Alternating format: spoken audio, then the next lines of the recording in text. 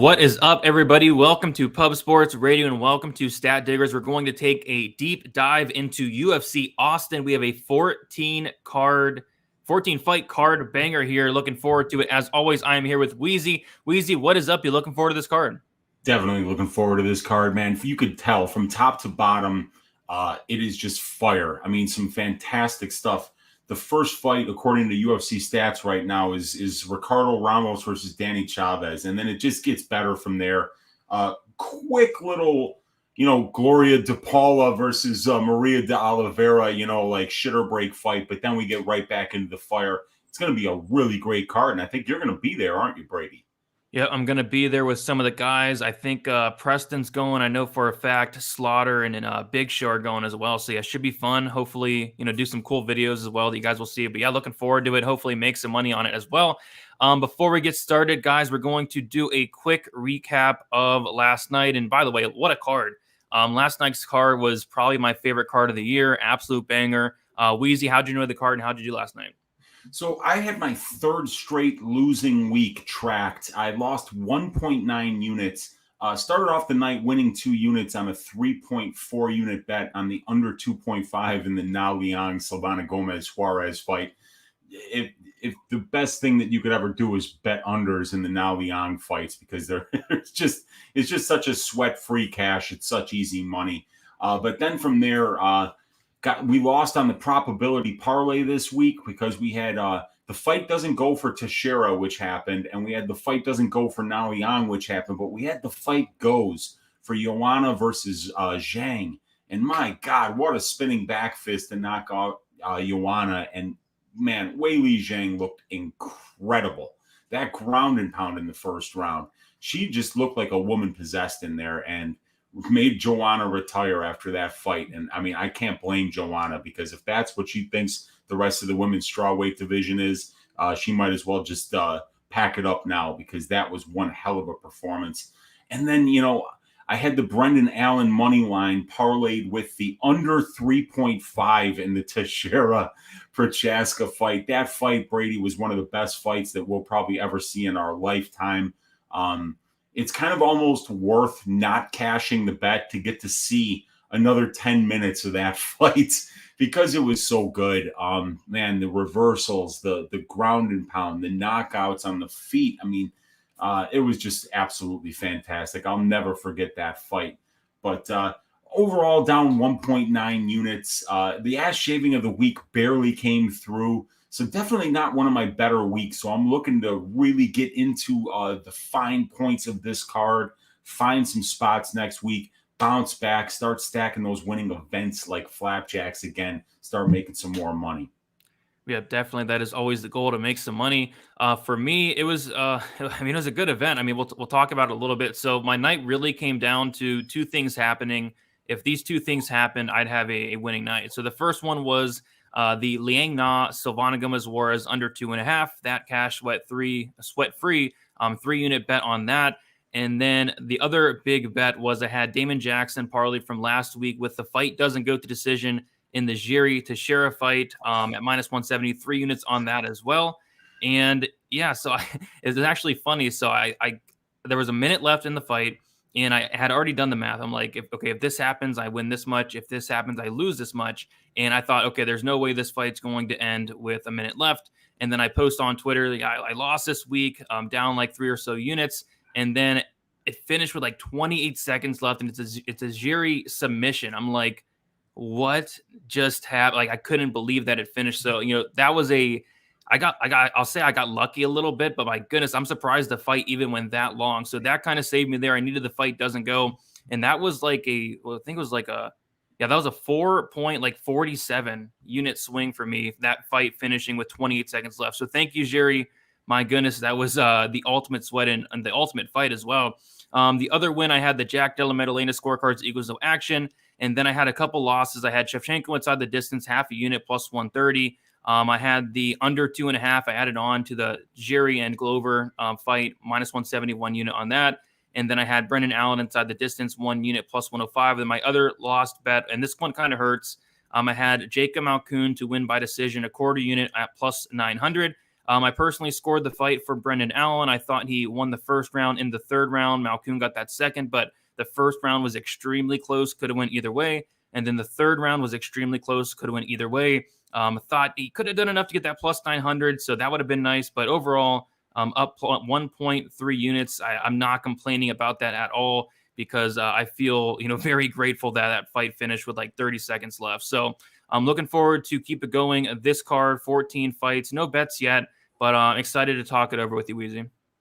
Yeah, this is a great card. And I also have to own up to one more horrible bet that I made, Brady. It was a good analytics bet, but I actually bet the fight goes to decision for Maheshate versus Garcia. And I was in my car driving from my place over to a friend's place last night. I'm stuck at a stoplight. So I look at my phone. I have UFC.com on, and I see that Maheshate has 4 significant strikes landed and 2 knockdowns. I'm like, okay, I guess we're not cashing the fight goes on this bet. So it ended in less than 90 seconds. So I lost a half unit on that too. So yeah, like I said, down 1.9 units, but we got 14 great fights to talk about on this UFC Austin card. And like I said, it's stacked from top to bottom. So I can't wait to get into it with you guys. 100%. I'm not sure what Steve Garcia was doing. Questionable fight IQ to say the least. Like the dude's been dropped like 6 times in the last 2 fights. So shout out to Steve Garcia. Interesting game plan. Justin saying, nah, you're going to talk about that. Yeah, I did have a bet, like I said, on the under 2.5 rounds. My biggest bet of the night on the under 2.5. I did not have a bet on Liang Na. I was really rooting for Liang Na to go out there. She couldn't get the takedown, and then she got brutally knocked out. So not how I wanted it to happen, but at the end of the day, violence, Liang Na, are spots you got to take advantage of. So let us shout out the chat before we get started. We got the first one in here. Got to scroll all the way up. Still scrolling. Okay, there we go. We got Mushroom, the first one in the chat. What is up, Mushroom? We got Chronic Combat Conversation. What is up, guys? We got George Ray Pro.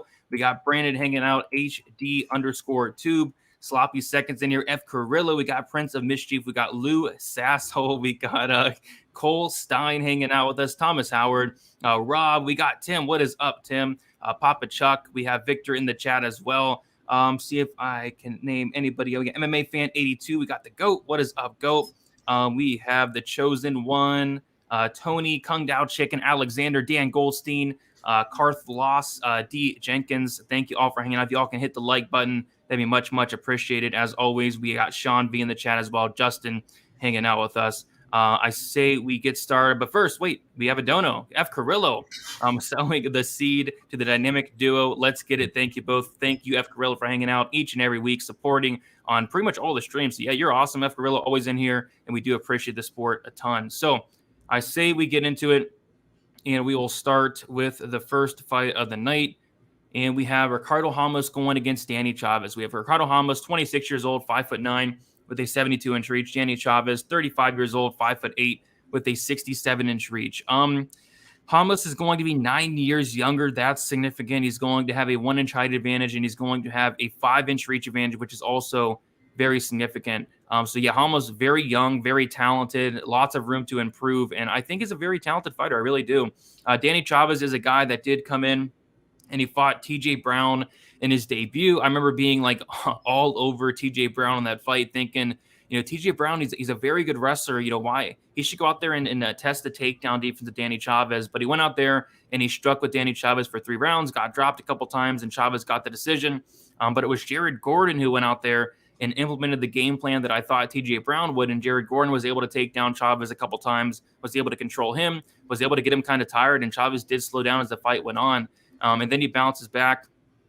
Kind of. I mean, there was that draw against Kai Kamaka. I thought he looked decent in that fight, but it was a draw nonetheless. But yeah, Danny Chavez is a solid fighter, 35 years old. He has a ton of power. I'll give him that.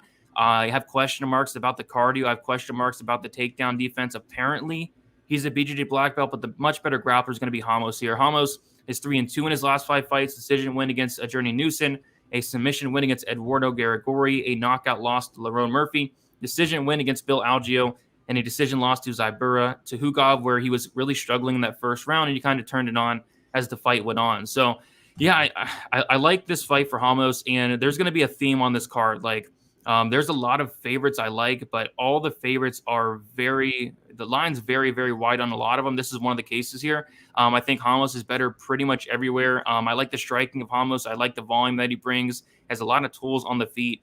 Danny Chavez, very low volume, kind of one shot at a time. He throws with a lot of power, but kind of wild in there. And then on top of that, I think Ramos has a clear path to victory in taking this fight down to the mat. Jaron Gordon was able to do so. And Ricardo Ramos does have some good wrestling, some really good BJJ, and most importantly, the cardio. So with the tail of the tape, younger, height advantage, reach advantage. I like the striking. I like the volume. I like the cardio. I like the well-roundedness as a whole. And I think Chavez is kind of dependent on a knockout here in an early one as well. So I like Ramos, but he is a pretty big favorite. Weezy, what do you like about this fight?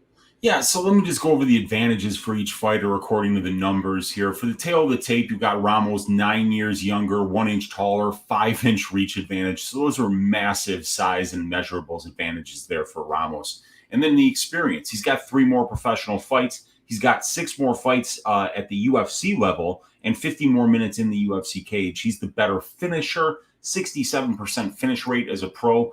Chavez only a 27% finish rate as a pro. And then in the striking, Ramos has 2 knockdowns in 9 UFC fights, and Chavez actually has no knockdowns, which is kind of surprising because we could tell the dude hits hard. Ramos is more defensively responsible on the feet as he boasts about a 58% striking defense. In the grappling, Ramos is the better submission grappler, but his grappling numbers and efficiency aren't great, to be honest with you. More efficient in the numbers than Chavez, though. Chavez has out-takedown his opponents at a 3-to-1 ratio, but he's getting out-controlled at about a 2.5-to-1 ratio. And Ramos has fought and lost to the better brand of competition. For Chavez, 90 more minutes in the pro cage, 2 more years as a pro fighter. He's only been finished in 1 of 4 losses, while Ramos has been finished in 3 of 4 losses. So I'd say Chavez is probably more durable here.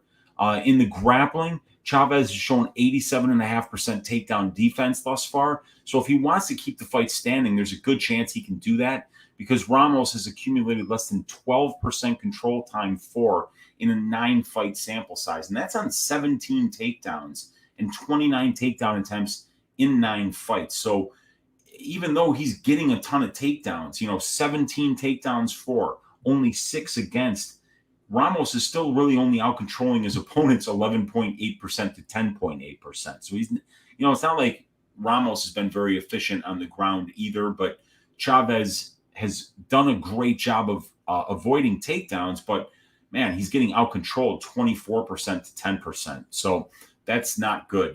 Both of these guys are fairly inefficient on the ground. And then in the strength of schedule, I'd say Chavez has fought the more experienced competition on the aggregate and has the better wins than Ramos on average. But there's only 1 win for Chavez, and it was against TJ Brown. So, yeah, it's the numbers make it a little bit closer than what you think they would. But then you look at the competition that Ramos has faced, and he's faced the better guys, more UFC-level competition.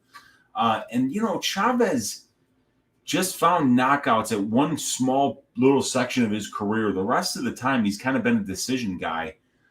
So I don't know if we really have to worry that much about his power here. So kind of an interesting fight, a very wide line, that's for sure, man. And I'm leaning Ramos here because I think that he can get some takedowns and potentially win some minutes on the ground as well. But, Algeo just got up every damn time. As soon as Ramos would take him down, man, Algeo was getting right back up. I think he got like 9 takedowns in that fight, but got very little control time. He gets the fight there, but he doesn't keep it there, and that bothers me a little bit. Yeah, I mean, nobody's keeping it there against Algeo, but I know what you mean for sure. Yeah, that's true. Yeah, it's a wide line for sure. I mean, Ramos is the third biggest favorite on the card, opened at -310. He is currently -300. Yeah, I mean, I like him to win. I think he's the more well-rounded fighter. Danny Chavez is so low volume. Like in that Kai Kamaka fight that went 3 rounds, he landed only like 41 strikes in that fight. I just don't think it's going to cut it against Ramos. So I think he's kind of knockout or bust here. But am I running delay -300 on Ramos? Not really. I mean, I'm trying to stay away from the parlays this year, and I don't know if I'm doing a parlay this week. But I guess this is one guy I guess I consider, but nothing I'm overly excited for. But I do like him in the fight, and By the way, this is like the first show in forever where we have not had any props, Uncle Weezy. I mean, typically we usually get them. Remember, there was like one show like a couple months ago where there wasn't, but yeah, no props on this fight. Any thoughts in terms of this fight going the distance or finishing? I'm kind of leaning a Ramos decision here. Like you said, Chavez very tough. Yeah, agreed. 17 of 35 combined pro fights for these guys, Brady, have finished inside the distance. So that's less than 50%. That's 48.6%. And then at the UFC level, it's only 4 of 12. So, and then you've got the instance where the guy who has been finished in Ramos is facing a guy in Chavez who's never finished anybody at the UFC level and only has a 27% finish rate. And then the guy who doesn't get finished in Chavez is facing Ramos, a guy who only has a 33% finish rate at the UFC level. So I would say we're probably going to be looking at, a minus 150 or even pricier fight goes to decision here. But if we can get it better than minus 150, I think it's probably worth a look. I'd like to think that this fight does go to decision. And only 43% of featherweight fights are finishing inside the distance. This fight is at featherweight, right, Brady? I think so, yeah. Okay, because we've seen Ramos fight at bantamweight before. So right now it does show featherweight, so that's good. Yeah. So I would say that the fight goes to decision would be the way that I'd be looking here, and I'd be even willing to pay up to about minus 150 juice worth to get that bet because I like it.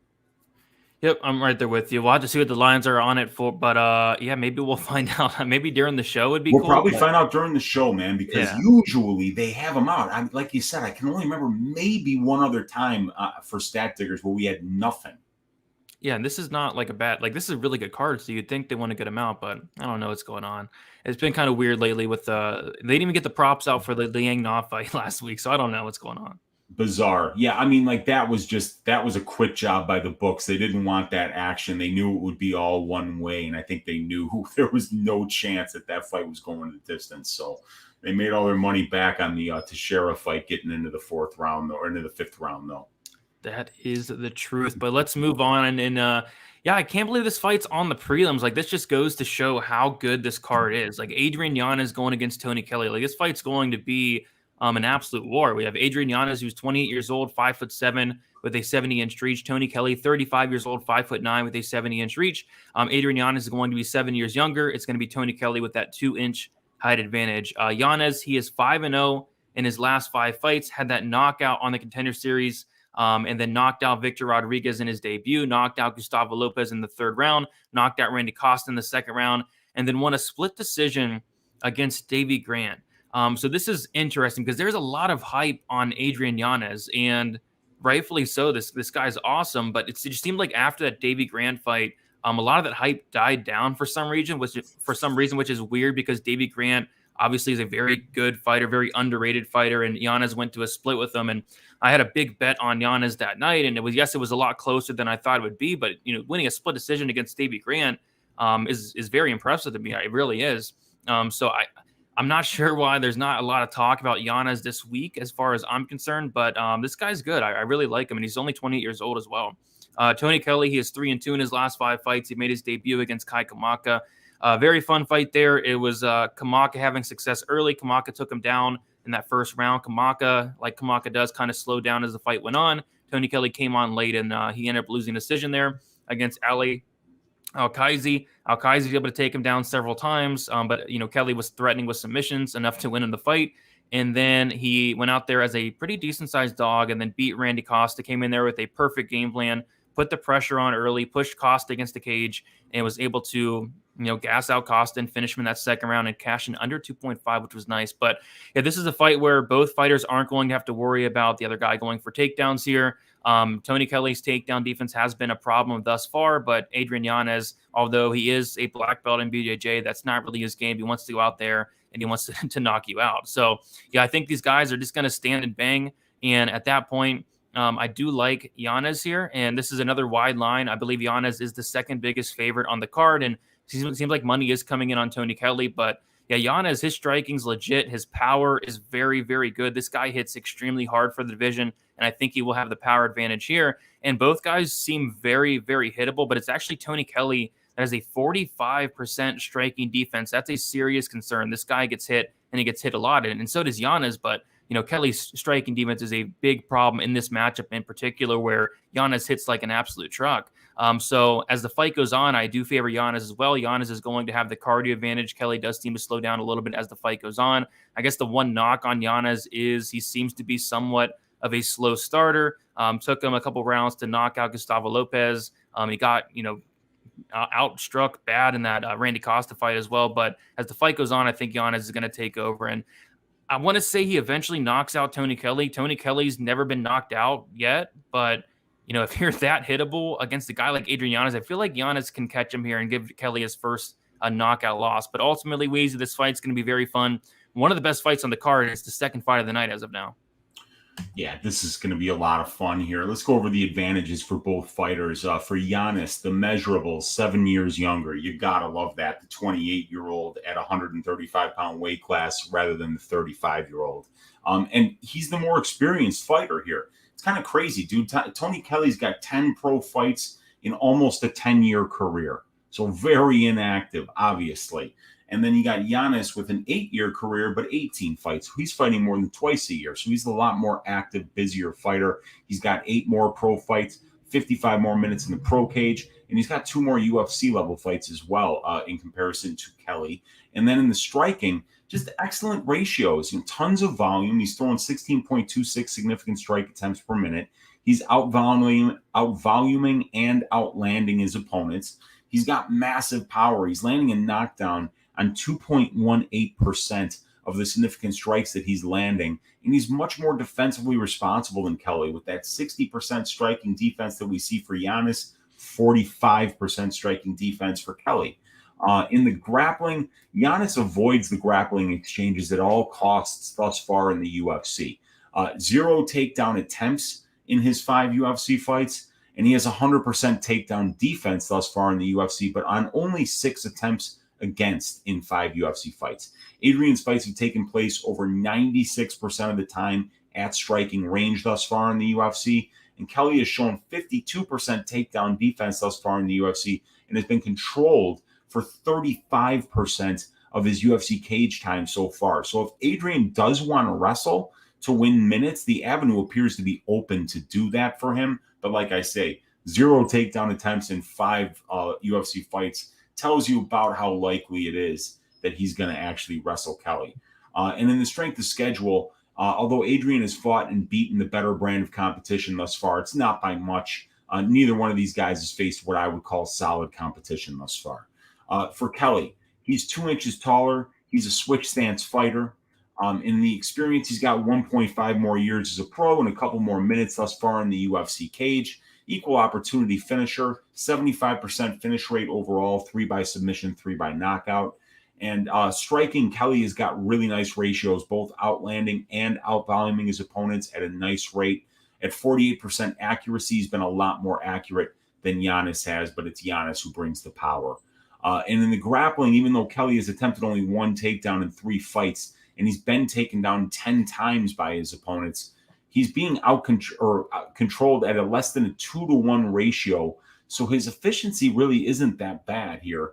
And in the strength of schedule, we don't really see much for Tony Kelley with only Costa, El Kaisi, and Kamaka being on his record. So, yeah, Yanez finishing 4 of his 5 UFC wins inside the distance by knockout, but Kelley's never been knocked out.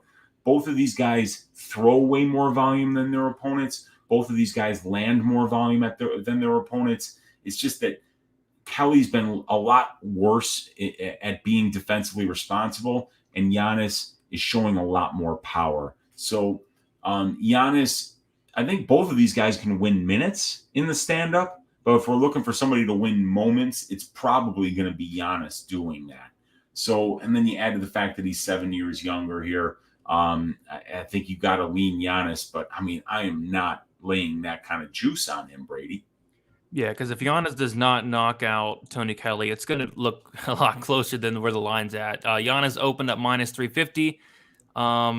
He went to minus 500 for a second, and then he's currently at minus 315.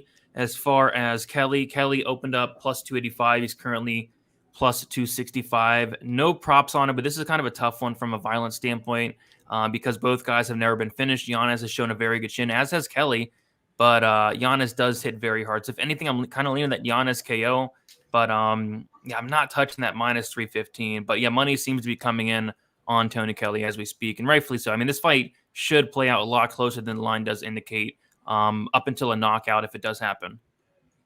Yeah, it's like I say, Kelley can absolutely win minutes on the feet here. He throws 11.64 significant strike attempts per minute, and his opponents only throw 8. So just like Yanez is throwing a ton of volume, Kelley's throwing a ton of volume. It's just that over 50% of Kelley's fights have been taking place on the cage and on the mat, while for Yanez, it's 96% of his fights that are taking place at striking range. So when Kelley has the opportunity to be at striking range for large swaths of time, I think that it's just as likely that Kelley's going to be the one winning minutes as it is that Yanez is. So very interesting fight here. I mean, I think I would lean Kelley on the money line, to be honest with you, just because it is huge in terms of the implied probability right now for Yanez over 75%. If he doesn't land a knockdown here, what does this fight look like going into the scorecards? Because Kelley throws a ton of volume too, and he's a lot more accurate than Yanez is. Yeah, and like I said earlier, like Yanez is a slow starter and Kelley's kind of a fast starter. So like instead of landing at minus 315 now, maybe look at it from a live betting standpoint. But yeah, I just can't get there. Minus 315 does not make a ton of sense. I'm very high in Yanez. I think he wins this fight, but just not laying that price tag there. Yeah, agreed. It's a great fight, though. I can't wait just to watch this fight. Two really, really fantastic strikers here. Can't wait. Oh, yeah, one of the best fights on the card. I do want to shout out Tony for the $9.99 donut. Thank you, Tony, for hanging out and supporting. We do appreciate you a ton at Pub Sports Radio. Let us keep moving on, though. We have Roman Dolidze going against Kyle Daukaus. We have Dolidze. He was 33 years old, 6'2", with a 76-inch reach. Kyle Daukaus, 29 years old, 6'3", with a 76-inch reach. We have Kyle Daukaus 4 years younger, and we have Kyle Daukaus with a 1-inch height advantage, and then both have the 76-inch reach there. So Dolidze, he has 4-1 in his last 5 fights. He stepped in and fought Khadis Ibragimov in his UFC debut, got a first-round knockout, won a split decision win against John Alon in his next fight after that. After that, lost a decision to Trevin Giles, and then won a decision against Laureano Staropoli. Kyle Daukaus is 2-2 and 1 no contest in his last fight. Had the decision loss to Brendan Allen, put up a really good effort in that fight in his debut. He beat Dustin Stoltzfus by decision, lost by decision to Phil Hawes, had that no contest with Kevin Holland, and then just submitted Jamie Pickett in the first round. So yeah, this is one of those fights. I don't know. I'm kind of struggling with this one, Weezy. We have Roman Dolidze, a guy that you really cannot trust, especially as a favorite. He's a dog here. I kind of question a lot of things with Dolidze. I question the fight IQ. We've seen him do a lot of questionable things thus far in the cage. We've seen him slow down. I question the cardio of Dolidze. I question the volume of Dolidze, but he does hit very hard. He's a solid grappler. This should be a very interesting matchup. Weezy, what do you think about this one? Agreed, man. Agreed. And I remember hearing that they had put JP Bays on the same card as Roman Dolidze. And I was like, come on, man, can you please just have a little bit more taste than that? So I'm glad to see that this isn't the case. We don't have JP Bays on this card. Having a look at the dude that stole his wife from him. My God. But let's get into the fight, because that's what we're here to talk about, man. Dolidze's advantages. Experience. He's more of an equal opportunity finisher. He's got a 77% finish rate and 9 wins, but 3 by sub, 4 by knockout. While Daukaus, in his 82% career finish rate, has done all of it by submission. So maybe Dolidze may be a little bit more well-rounded in his ability to finish. In the striking, Dolidze's got good striking ratios thus far in the UFC, but he's low volume. He's landing 2.36 significant strikes a minute and only absorbing 1.4. But almost 65% striking defense is excellent. And he's also landed a knockdown, while Daukaus has not, Daukaus has not landed a knockdown thus far. So I guess on paper, we got to give that striking advantage or the power advantage to Dolidze. And in the grappling, we know that Delaladze is a very decorated grappler, Brazilian Jiu-Jitsu player. And Delaladze gets takedowns at a much higher rate than Daukaus. That's 53% to 31%. And he has much better control time ratios, as Delaladze's outcontrolled his opponents at about a 7-to-1 ratio, while for Daukaus, it's less than a 2-to-1 ratio. And, like I said, he's a top-notch decorated Brazilian Jiu-Jitsu player. For Daukaus, he's 4 years younger. He's an inch taller. And in the experience, he's got 4 more professional fights, 50 more minutes in the pro cage, 2 more UFC level fights, and almost 20 more minutes in the UFC cage. An 82% finish rate as a pro, finishing 9 of 11 pro wins, all by submission. In the striking, Kyle is good, crisp boxing, but in my opinion, he lacks faith in it. Even when Kyle hurts his opponent on the feet, he immediately shoots for takedowns. So he's just much more comfortable. You can see by the way he fights, he's much more comfortable in the grappling exchanges than he is in the striking. But Kyle's more accurate than Roman. He's got a 54% striking accuracy compared to Roman's 49%. And he's throwing 1.4 more significant strike attempts than his opponents are per minute. So he's throwing a lot more volume as well.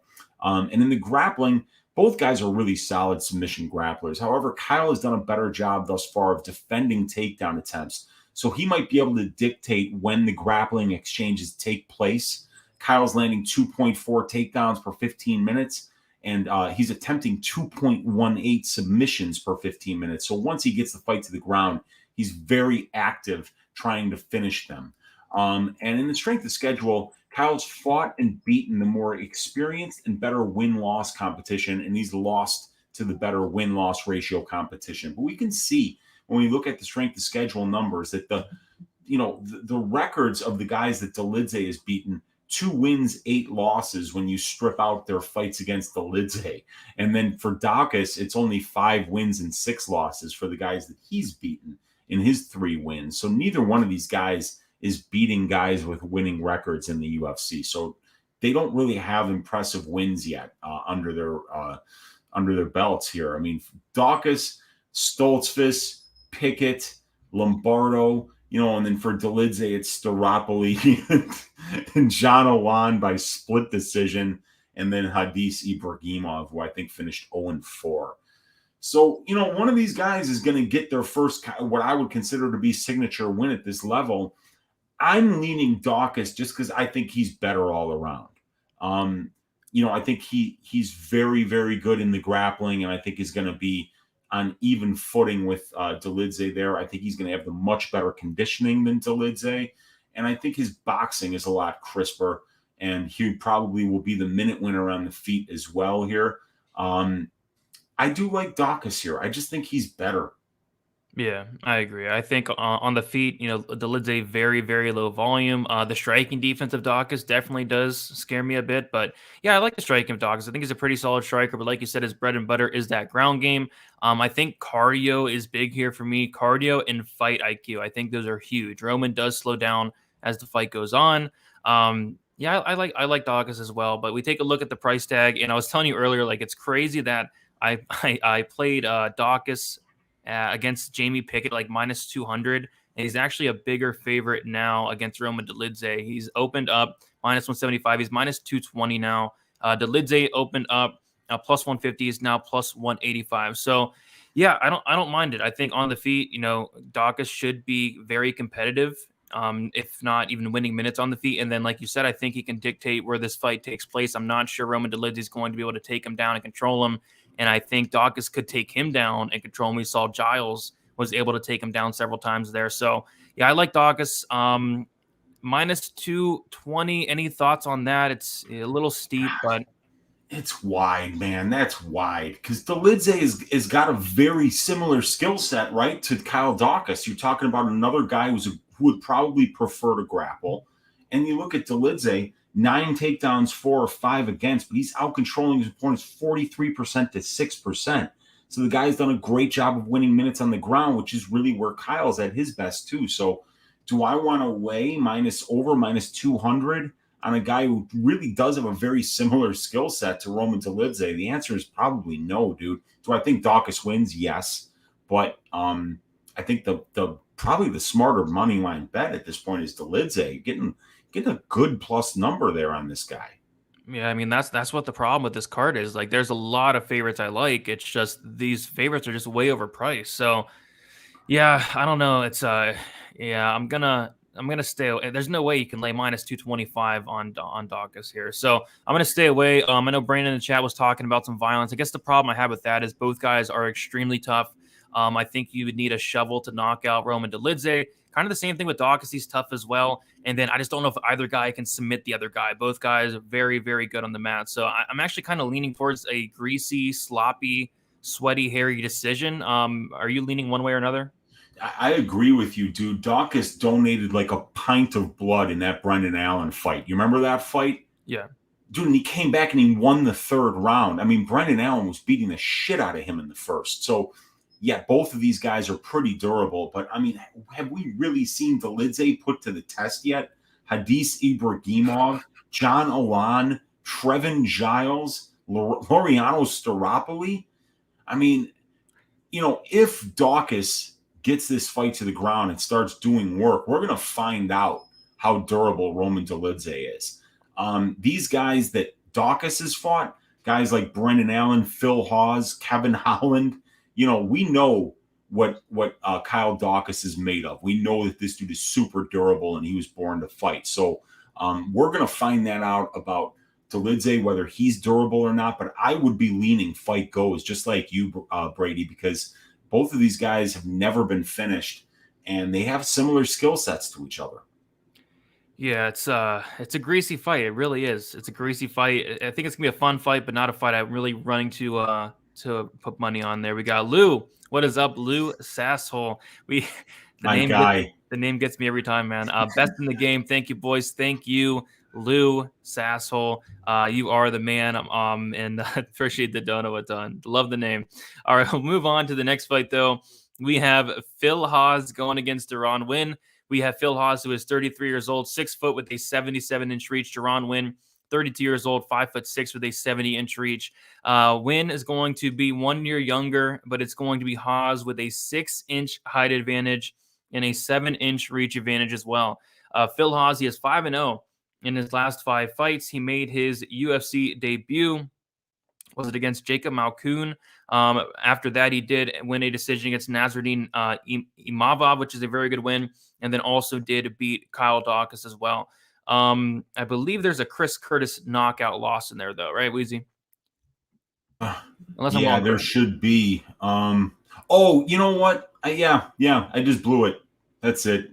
Okay, yeah, I was like, I feel like I'm missing something. Yeah, so he did get knocked out by Chris Curtis in a fight where he was looking really good up until he did get knocked out there. But Deron Winn, he is 3-2 in his last 5 fights. Made his debut against Eric Spicely, landed like 170 significant strikes in that fight. Lost to Darren Stewart, lost to Gerald Mearshart, got hurt and got submitted in that 3rd round, and then went out there and landed like 12 takedowns against Antonio Ohoyo, a guy that has like 20% takedown defense. But yeah, fun fact, I actually put a really big bet on Phil Hawes. These guys were supposed to fight a while ago at this point, and probably almost a year ago at this point. I put a really big bet on Phil Hawes, and the fight got rebooked, and we're going to see it this weekend. I'm just not sure if I want to lay this price tag on Phil Hawes now. A couple of reasons, but stylistically, I think Phil Hawes should absolutely win this fight. Phil Hawes, very good takedown defense. Both guys, very good wrestlers. On the feet, it's going to be Phil Hawes for me. We saw Deron Winn go out there and lose minutes on the feet to Gerald Mearshart at distance. We saw Mearshart hurt him bad. I think Phil Hawes should absolutely go out there and knock out Deron Winn.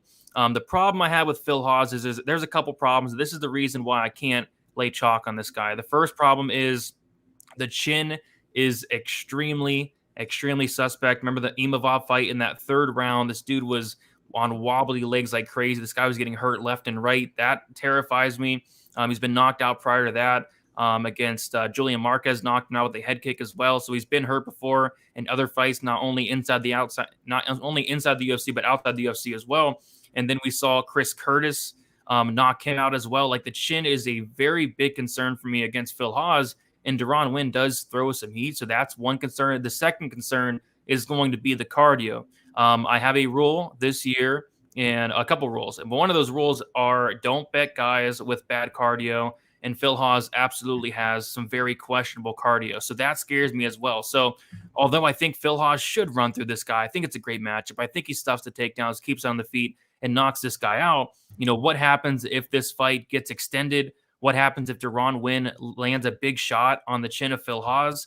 I just don't know if I can trust him at this price tag. So this is another favorite where, yeah, I think he wins, but I'm trying to be very careful on laying chalk in spots like this, Weezy. So what do you think about this fight, Weezy?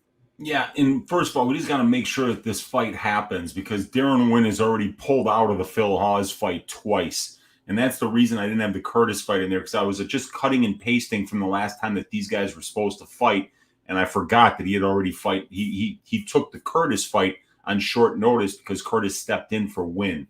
So can you just make sure that Deron Wynn hasn't pulled out of this fight yet, dude?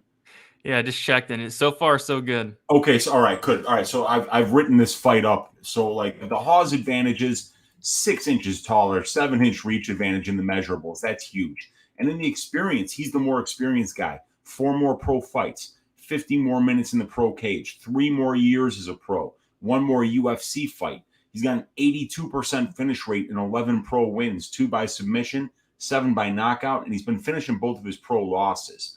But for the striking, Hawes is landing more significant strikes per minute than he absorbs.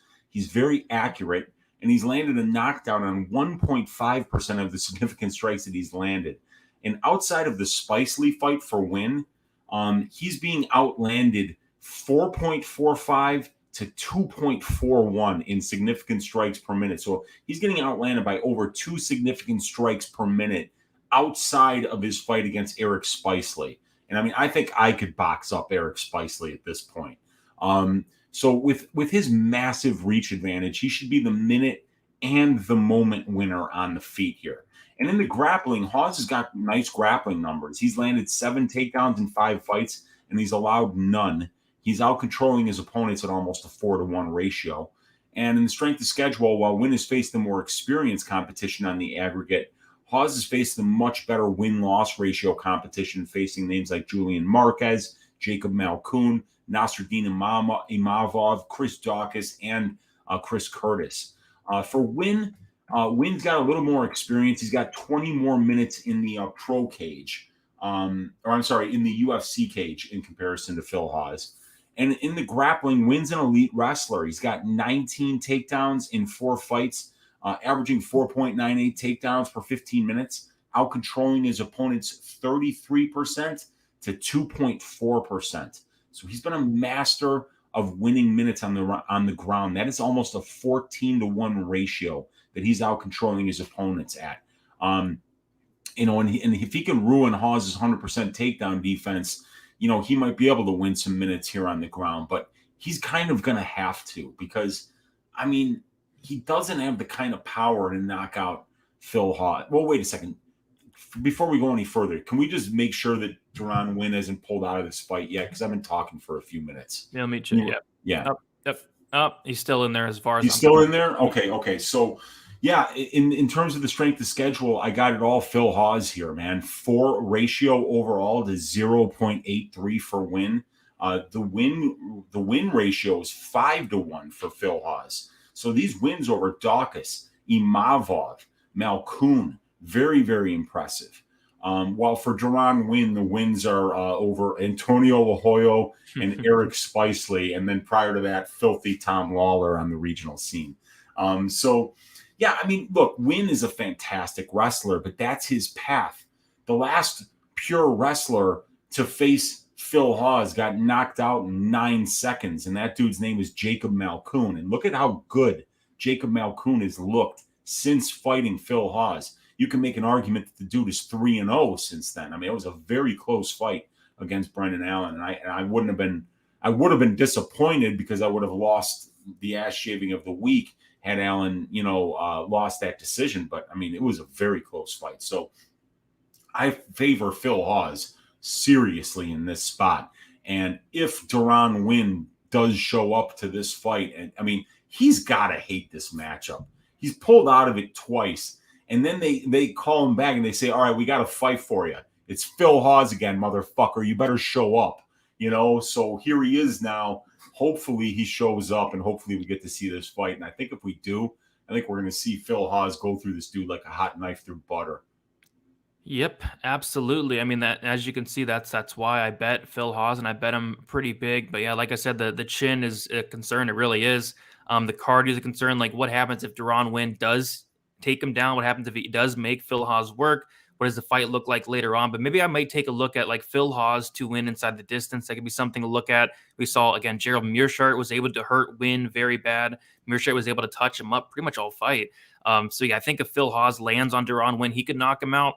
Or maybe just like the fight doesn't go to decision, or the under in general could be something to look at as well. Because I think if Win wins the fight, I don't see him out wrestling Phil Hawes. I don't see him, I don't see him winning a decision really. I think if Win wins, it's probably knocking out Hawes. And I think, on the flip side, if Hawes wins, it's probably Hawes either outstriking Win or knocking him out as well. So I think the fight doesn't go would be something I'd like to look at. I'd also like to look at the lines, but they are not out still. But we do have Hawes as a big favorite. He opened up minus 240, and no action on that yet. He's currently minus 140 at minus 240, and then Duran Win is plus 205. So yeah, it looks good. I think I like the money line here. I think there's some value on it, but just I would be breaking one of my rules if I laid minus 240 on a guy like Phil Hawes. And I also need to see his hair color. If he's blonde, Phil Hawes, I'm completely passing. Yeah, dude. I don't know, man. I might be making that mistake and laying some juice on Hawes, because I just see Phil Hawes versus Jacob Malkoun. That's what I see. And with Win, I in Malkoun, I see a guy with better conditioning and a better striking game. I mean, he was jabbing up Brendan Allen at points. So, man, if Phil Hawes loses this, dude, he's going to be very disappointed. I mean, he's going to have that look on his face like Khalil Roundtree had when the decision was being read in the Pratchneel fight. Remember? Yeah. He's going to be so disappointed, because this is a tee-up spot for him. And, it's just such a bad matchup for Darren Wynn. Yeah, I totally agree. So we both like Hawes there. Would like to see those props, but yeah, Hawes inside the distance is something I'm going to highly consider there. Duran Win in his losses, he's been only submitted once, right? I think he's like one submission loss. The other one was by decision. That's correct. Yeah, 3 out of 4 combined losses for these two guys have been finished inside the distance, but it's Hawes who's been finished both times. Win's just been submitted once, and it was by Gerald Meerschaert. I mean, Gerald Meerschaert has more submissions on his career than most people have had hot meals in their life. So, yeah, there's really no shame in that. That's what Meerschaert does. Yeah, I agree. All right, we will keep moving on, though. We have Cody Stamann going against Eddie Wineland. We have Wineland, who is 37 years old, 5'7", a 69-inch reach. Cody Stamann, 32 years old, 5'6", with a 64-inch reach. It's going to be Stamann, who's 5 years younger, but it's going to be Wineland, who has a 1-inch height advantage and a 5-inch reach advantage. Eddie Wineland is 1-4 in his last 5 fights, a decision loss to John Dodson. Alejandro Perez, a knockout win against Gregory Popov, a knockout loss to both Sean O'Malley and John Castaneda. As far as Cody Stamann, he is 1-3-1 draw in his last 5 fights. A draw against Song Yadong, a decision win against Brian Kelleher, and then a decision loss to Jim Rivera, a decision loss to Murad Dvalishvili, and then a submission loss to Syed Nurmagomedov. No shame in any of those losses there, those 3 losses there. Yeah, we're the biggest favorite on the card here in Cody Stamann. I think a lot of people are wanting to fade Eddie Wineland here, and I'm definitely in that camp. And I was planning on, making a play on Cody Stamann this week until I saw the price tag. He's currently minus 500 and climbing. And then I looked into the matchup, and I'm like, man, Cody Stamann, this guy's a wrestler. And you look at Eddie Wineland. Eddie Wineland's takedown defense is elite. 93% takedown defense. This guy's a black belt in BJJ. This guy, nobody's been able to control him pretty much his whole career. This guy's been fighting forever, back since the WEC days, and nobody's really went out there and was able to take him down and control him. Like, Eddie Wineland's takedown defense is good. And then on the feet, like, Eddie Wineland offensively, to me, he still looks pretty solid. I think he was having some success against John Castaneda. It's just defensively, it's just, I don't know what he's doing out there. Like, what are you doing, Eddie Wineland? Why are your hands down low? You're doing this weird movement thing. And yeah, he's on paper, 62% striking defense. If you go back and watch his last 2 fights, that striking defense is not there anymore. So yeah, I think people are trying to fade Wineland, and I get it. The guy looks very washed, but minus 500 is a very steep price tag to pay on a guy like Cody Stamann, who, typically if you're betting Cody Stamann, you want him to wrestle. And there's some fights where he goes out there and doesn't wrestle, like the Alejandro Perez fight. He went out there and fought with him on the feet for the majority of the time, and he beat him, but it was close. I just feel like this could be a little bit closer than the line does indicate if Stamann does not knock out Eddie Wineland. But a lot of people are picking Cody Stamann to win by knockout. I've had a lot of people hit me up actually and saying that Cody Stamann is going to get his first finish in the UFC. And I think first or second. But yeah, I think Stamann could knock him out. I'm going to pick him to win by knockout, but minus 500, it's a really steep price tag. But yeah, I like Stamann here. It's biggest favorite on the card for a reason. Super steep. And dude, we just lost the Darren Wynn fight. Darren Wynn is out with hurt feelings, Brady. So we need a new opponent now for Phil Hawes. We just broke that down for nothing. God damn it. But here we go. Anyway, Wineland Stamann, like you said, super, super wide line. Here's the advantages for both fighters. In the measurables, Eddie, 1 inch taller, 5-inch reach advantage. In the experience for Wineland, 15 more pro fights, 20 more minutes in the pro cage, 5 more UFC fights, 20 more minutes in the UFC cage, 80% finish rate, and 24 career wins. And he's finished 5 of his 6 UFC wins, all by knockout. In the striking, Wineland's got great power. He's landing a knockdown on over 1.5% of the significant strikes that he lands. That's 8 knockdowns in 15 UFC fights. And Eddie's a good moment winner on the feet. And he's defensively responsible, boasting a 62.25% striking defense. But like you said, it's that hands down, move your head kind of striking defense that's unorthodox, where he kind of trades a little bit of defensive responsibility for the ability to surprise his opponents and hit his opponents with punches that they don't see coming, punches that result in knockdowns that change the trajectory of the fight, allow him to be able to finish fights. But yeah, 62.25% striking defense on the aggregate is really good. In the grappling, Eddie prefers to strike, and he does a good job of using his wrestling in reverse to keep fights standing. He's defended 42 of 45 takedown attempts against him, 93.33%. He's only been controlled for 5.4% of the 150 minutes in the UFC cage that he's been in there. Over 91% of Wineland's fights have taken place at striking range. So he's not a great minute winner on the feet, but he's good at keeping the fight on the feet. And if the fight is on the feet long enough, he has a chance to win a moment and knock you out. And that's kind of what Wineland has done at the UFC level when you really look at the stats. In the strength of schedule, Eddie has fought, beaten, and lost to the more experienced competition, but not necessarily the better win-loss competition. For Stamann, he's 5 years younger.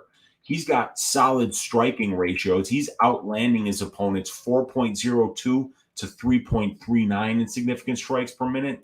He's much more accurate than Eddie is, 47% striking accuracy to Wineland. He couldn't hit water if he fell out of a boat, dude. 29.5% striking accuracy. So those odd angles, they cost him in accuracy as well. But like I say, it's the power that's changing the fights for Eddie. Stamann in his own right has a 63% striking defense. So Cody should be the better minute winner on the feet due to the discrepancy in accuracy. And then in the grappling, Cody's been a good minute winner in the grappling exchanges, out takedowning and controlling his opponents at a 2-to-1 ratio over 130 minutes in 10 fights at the UFC level. 24 takedowns for, 13 against, almost 23% control time for, about 11% control time against. And for the experience, Cody has fought, beaten, and lost to the better win-loss competition thus far in the UFC. He's got a 2.36 ratio for overall, while for Wineland it's only 1.26. So, yeah, it's really hard to see Eddie winning this fight outside of landing a big shot and knocking out Cody. And Cody has never been knocked out in 25 career fights, and he's never been knocked down at the UFC level. So I see why this line is so wide. But am I betting minus 500? No, I can't do it. It's just too wide. Yeah, I mean, betting minus 500 on a wrestler to go out there and outstrike a striker. Weiland, I think he's done. I really do. Weiland is now, 37 years old. He's about to be 38. He actually has the same birthday as me, June 26th. So he's going to be turning 38 on June 26th. He looks done. He looks washed. The striking defense isn't there. Stamen, what's his knockout? Stamen has a couple knockouts, not a ton. I think it's like a 50% finish rate, something like that. He's got a 43% finish rate overall. 32% of his finishes are by knockout, but nobody at the UFC level. All 5 of his UFC wins are by decision. Yeah, see, I want to take Stamen inside the distance here. I'm going to pick him to win inside the distance. I just feel like they're going to be all over this one. I feel like Wineland's been knocked out in his last 2 fights. He looks done. I feel like we're not going to get the best line on Stamen to get his first UFC finishes. I guess that's my concern.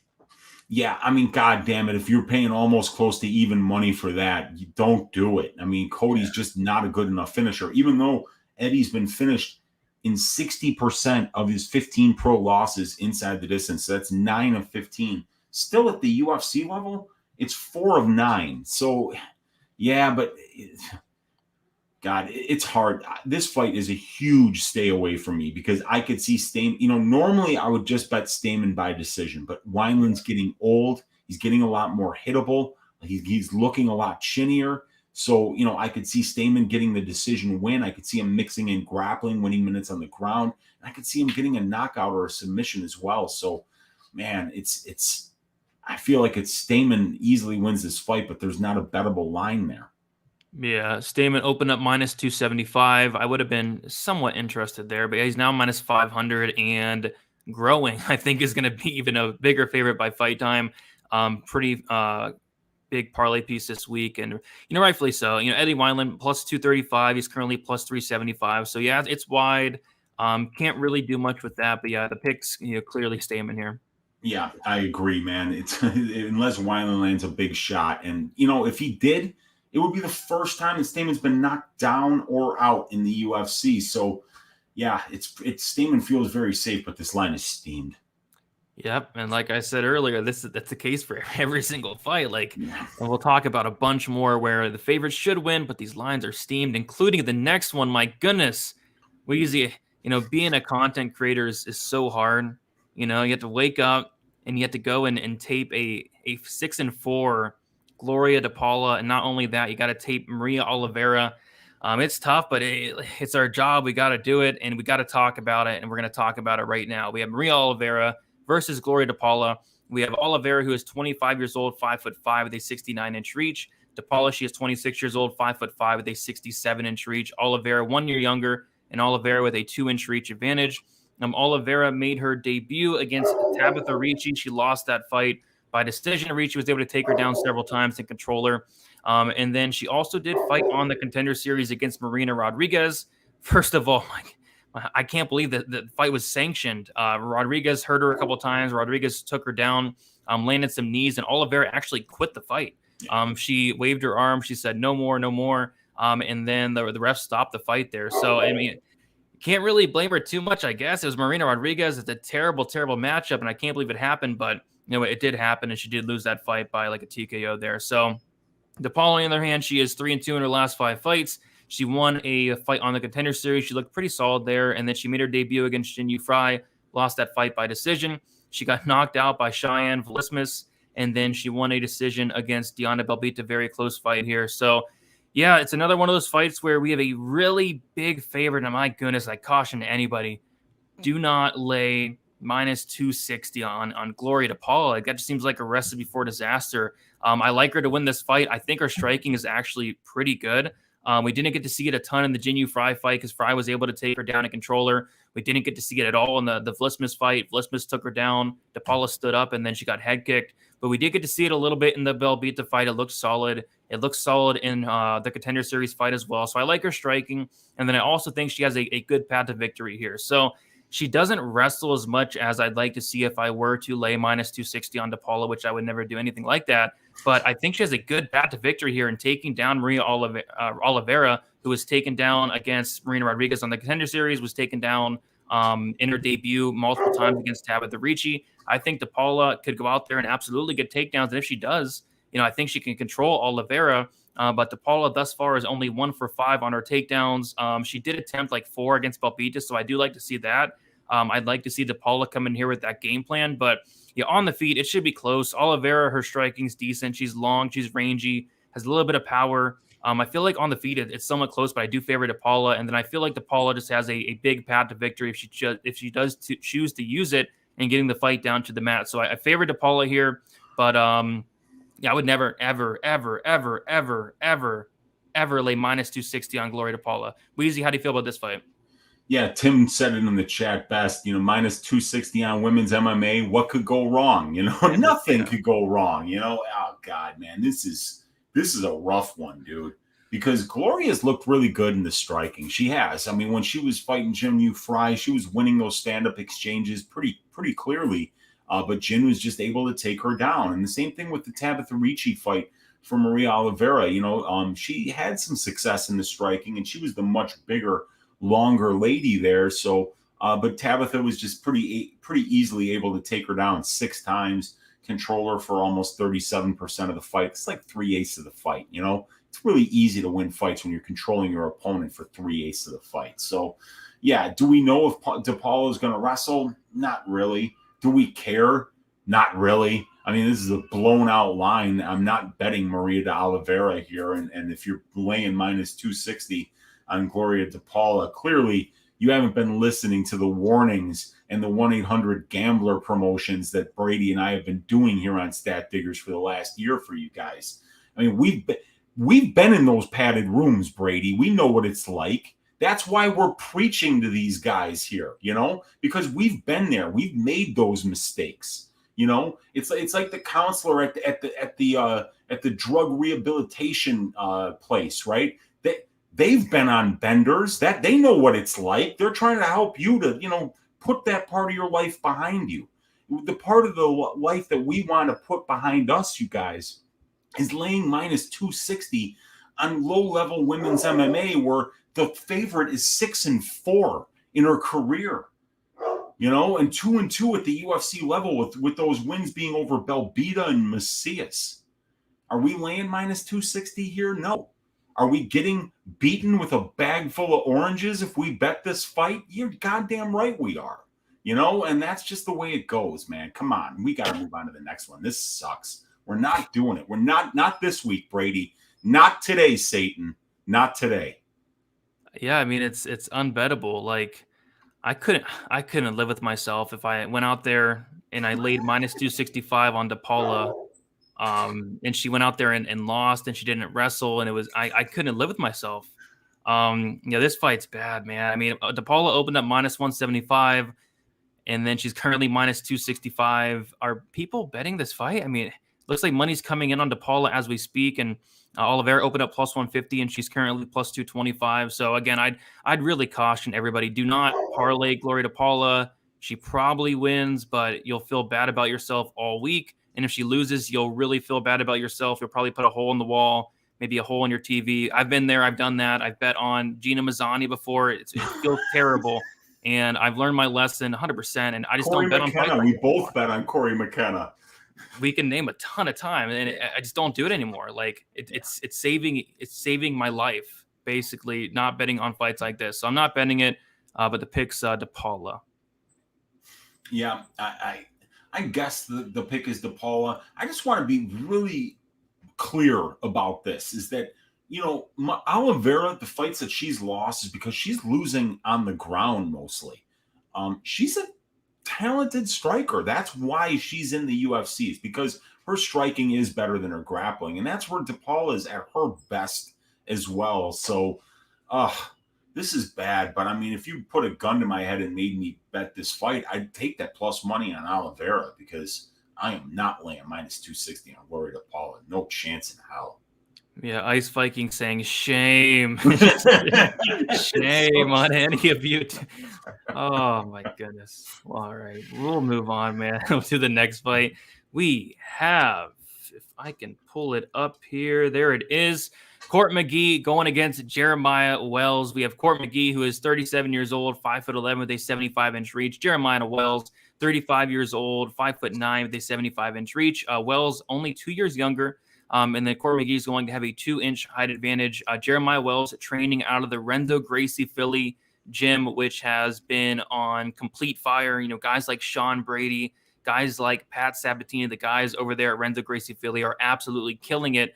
And he's one of those guys that are killing it as well. He's 2-0 in the UFC, made his debut against Worley Alves as a pretty decent-sized dog, was able to knock him out brutally in that second round, and then goes out there and submits Blood Diamond. Shout out to Blood Diamond. Cannot wait to see him back in the very first round as well. As far as Court McGee, he's 2-3 in his last 5 fights, had a decision loss to Diego Lima, decision loss to Sean Brady, decision loss to Carlos Condit, a decision win against Claudio Silva, and then a decision win against Ramiz Brahimaj. So it looks like Court McGee's having like a career resurgence. Like Court McGee, like against Ramiz Brahimaj is like the best he's looked in years.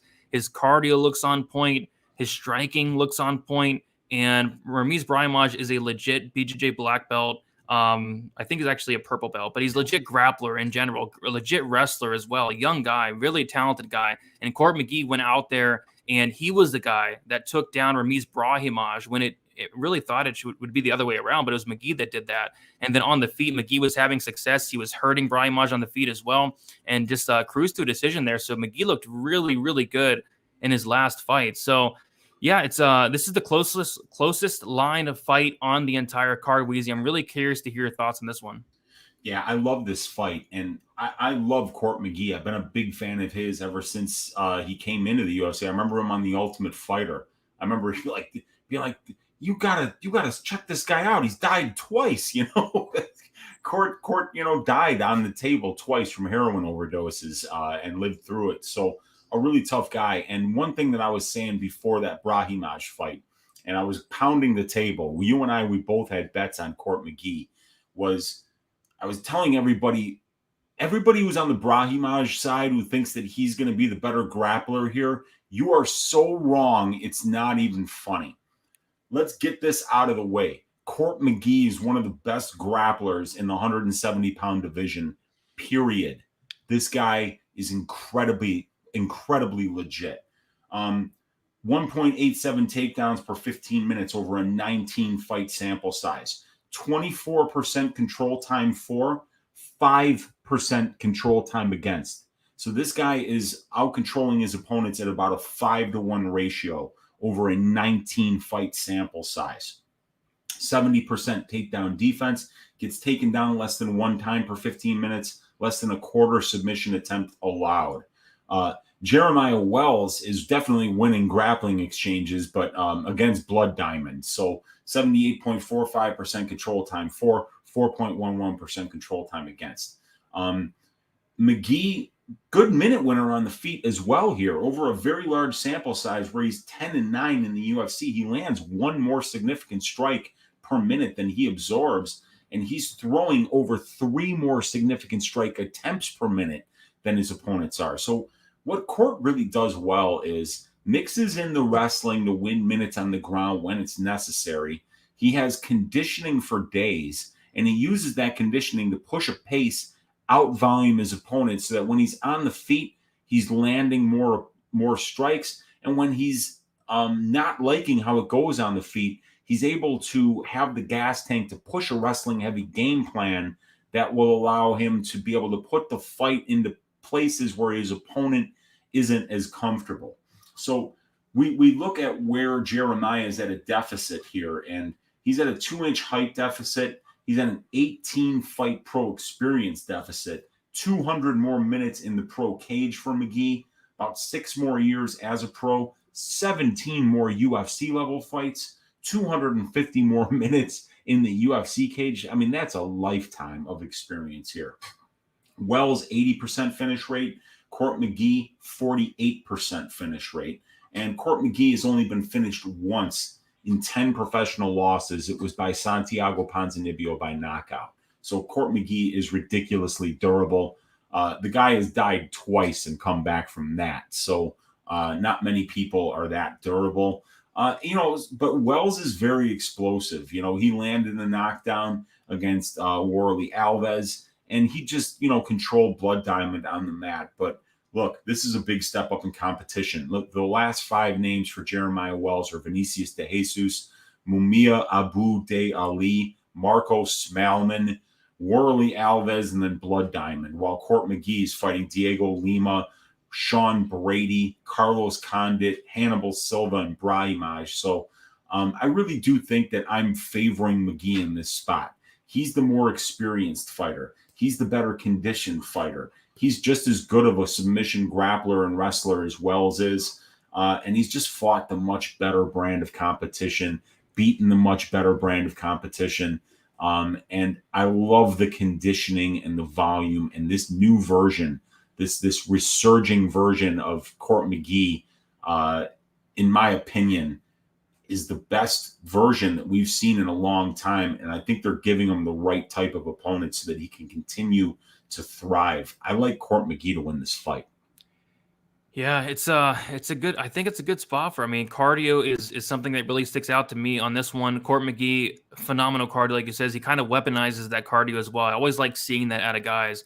Jeremiah Wells, his cardio doesn't look terrible, but he does slow down a little bit as the fight goes on. I've seen him actually go 5 rounds before, but it was kind of a fight where nobody really did anything. But yeah, Court McGee is going to have the cardio advantage. In terms of the striking, Wells does have a lot of power, but Court McGee's only been knocked out 1 time in 31 fights. The guy is as tough and as durable as they come.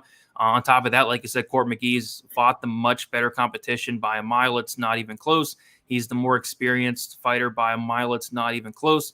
So yeah, I think there's a lot of reasons to really like Court McGee, and we actually do see the line flip here. I want to see the opener on this. So Court McGee opened up as a plus 150 dog, and he's currently minus 115. And then we have Jeremiah Wells opened up minus 175, and he has minus 105. Looks like money is coming in on Court McGee. So yeah, missed the boat there a little bit. I see Court McGee still a dog on DraftKings Sportsbook, but yeah, the line completely flipped here, Weezy.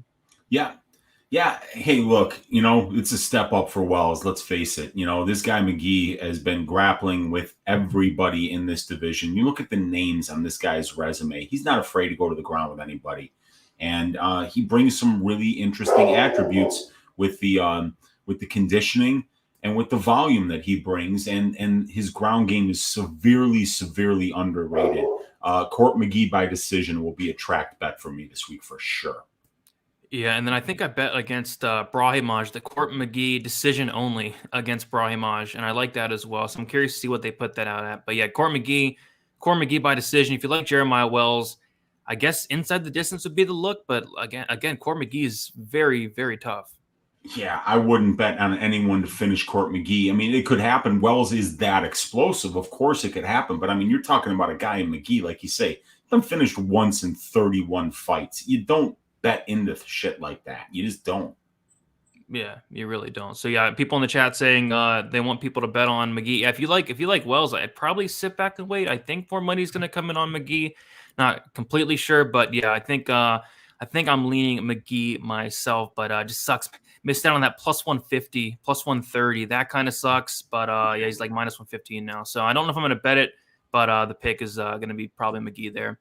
Move on to the next fight here. We have, oh boy, another low-level women's MMA fight, and we are laying minus 260 here on Jasmine Jasudavicius once again. We have Jasmine Jasudavicius. She is 33 years old, 5'7", with a 68-inch reach. Natalia Silva, 25 years old, 5'4", not sure on the reach here. Jasmine Jasudavicius, she did win on the Contender Series. She looked okay early, and she did slow down as the fight went on. And then she also beat Kay Hansen in her debut. She looked really good early, but she did slow down as the fight went on. She lost that third round, getting outstruck by Kay Hansen in that third.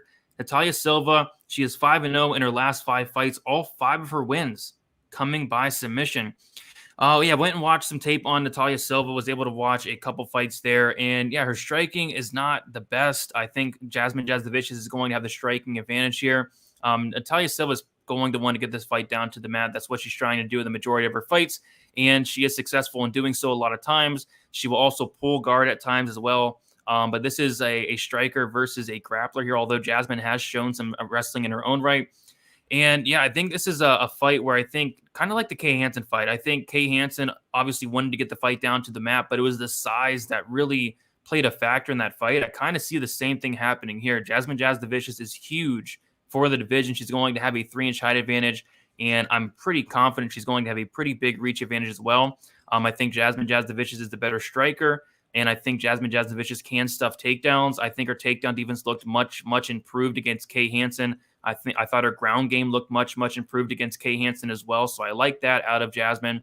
But I guess the one knock I have on Jasmine, and the reason I will not be laying -260, well, there's a couple reasons, but I guess the biggest reason is, her cardio does not look great. She does slow down as the fight goes on, and this could be a pretty competitive fight going into that third. If it is competitive going into the third, I'm not confident she's going to come away with that third round. So, yeah, I need to see a little bit more out of Natalia Silva. But I think she's kind of live here, Weezy. I don't know if I'm going to pick her outright, but the cardio of Jasmine really does concern me. And if Silva is able to get the fight down to the mat, we have seen Jasmine struggle on the ground before, but it's just the size that has me leaning Jasmine's way here. I think she's going to be much bigger. And this is one where I want to see the weigh-ins. I want to see how much bigger Jasmine actually is than Natalia Silva, because I think if she is indeed 3 inches bigger and as big as I expect her to be, I think size will be the detriment of Silva here. So, Weezy, another lowish level fight. What do you think about this one? Yeah, I mean, laying -260 on women's martial arts, what could go wrong, Brady? Absolutely nothing. I mean, just bet Jasudavicius and forget it. So, yeah, Silva's 8 years younger here. She's got 10 more pro fights. She's been a pro for about 4 more years than Jasudavicius. And she's the much better finisher here, having finished 83% of her 12 wins inside the distance. That's 10 of 12 wins. And she's been finished in 3 of 5 losses, while Jasudavicius has never been finished. What I like about Jasmine is the wrestling. Wrestling is really good. That's probably the best part of her game. She was getting outstruck by Kay Hansen on the feet, and that's a very bad look considering she had something like a 6-inch reach advantage over Kay. And Jasmine's big and strong for the division, but I'm not sold on this girl. I'm not. I was very, very sure that Kay Hansen was going to beat her, and was kind of surprised that Kay had problems getting her down, but was even more surprised that when Kay got on top of Jasmine that she couldn't really do anything, and was unable to set up anything from the bottom either. Now, Silva should be bigger than Kay Hansen here, but I just think there's massive holes in Jasmine's game. I don't like the striking, and I don't like the submission grappling, but I think the wrestling is good. So I think Jasmine can use that wrestling in reverse to either to keep the fight on the feet if that's where she wants it, or to get Natalia, maybe win minutes up against the cage in the clinch like she did against Kay, maybe take her down. Jasmine, 6 of 10 on her takedowns, out-controlling her opponents 47.5 to 4.6. So those are things that I like about Jasmine. But like I say, when this goes to the ground, Natalia Silva's got a ton of submissions on her record.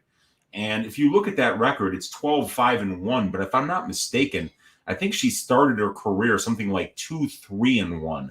Or, I think she's probably like 8-1 in her last 9 fights. So she is on a roll here. But I just don't know enough about her. So it feels like a stay away. But if I find more on Silva and I like what I see even remotely, I could see actually throwing an underdog shot. I mean, when it comes to betting these low-level women's MMA fights where I've gotten -260 on the favorite, I'm really just looking to see if the underdog is live at all. And if it is, maybe you throw a quarter or a half unit on it just to have some action. But I'm not sold on Jasmine yet, except on the wrestling and the conditioning. I think those are both excellent. Yep, Jasmine is a big favorite, and I can't get there. I mean, you couldn't pay me to lay -255 on Jasmine Jasudavicius. She opened at -260. She is currently -255. And then we have Silva opening up +220. She's currently +215. If anything, it's a dog or pass. But like I said, I'm not in the business of betting these fights nowadays. So I'm gonna pass here. The pick's Jasmine due to the size, but yeah, Silva very well can make this interesting. Like, what happens if Silva is able to get the takedown early on? Jasmine does slow down as the fight goes on, and Silva has shown good cardio. So, yeah, it's a clear dog or pass, but the size of Jasmine is leaning me towards picking her as far as the pick goes. But again, you couldn't pay me to bet on this fight. Any thoughts on the line? I think you're probably in agreement with me that there's no way you can lay -255 here. Yeah, it's too wide. But, Silva being a debuting fighter, you've got that potential adrenaline dump, the nerves to deal with. It's nothing's really pointing me towards Silva yet. I tried to watch the Joyce Mara fight like last night around 3 a.m. Brady made it about 2 rounds into that one, and then just woke up at 5 o'clock in the morning on my couch where there was some like 3-hour Brazilian mixed martial arts event on that the autoplay had taken me to. So, yeah, I didn't even see how she submitted Joyce Mara. I fell asleep before that happened. So, yeah, definitely need to watch more tape on Natalia Silva. Hopefully not at 3 o'clock in the morning, half drunk. Yeah, don't do that. It was a third round armbar. Okay. A very uneventful fight up until then. Oh, yeah, I mean, I fell asleep for sure. It was uneventful to say the least.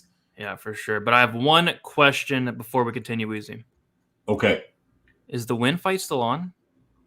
No, dude, I think it's hurt feelings. And then I also had heard that somebody didn't mop up properly in the gym and that he felt that he couldn't train properly for fear of slipping on the floor. So I'm hearing a whole lot of shit, but I think for some reason Tapology still has the fight happening. I might be wrong on that though, you guys. All right, we'll have to get an update on that very soon, but just was curious there. We do have 220 people in the chat hanging out with us on a 14-fight card breaking down UFC Austin. If y'all can please hit the like button. Also subscribe here to Pub Sports Radio. We go live pretty much every day on here, bringing a ton of content for you guys. All right, we'll move on to the next fight. We have Julian Marquez going against Gregory Rodrigues. We have Marquez, who is 32 years old, 6'2", with a 72-inch reach. Rodrigues, 30 years old, 6'3", with a 75-inch reach. Gregory Rodrigues supposedly is younger. He's supposedly only 30, but I'm not so sure about that. I could have sworn the guy was like 40, but he's going to be 2 years younger here. He's also going to have a 1-inch height advantage and a 3-inch reach advantage as well. We have Marquez, who is 4-1 in his last 5 fights. Knockout win against Phil Hawes on the Contender Series. Submission win against Darren Stewart. Decision loss to Alessio Di Chirico. Submission win against Maki Patolo.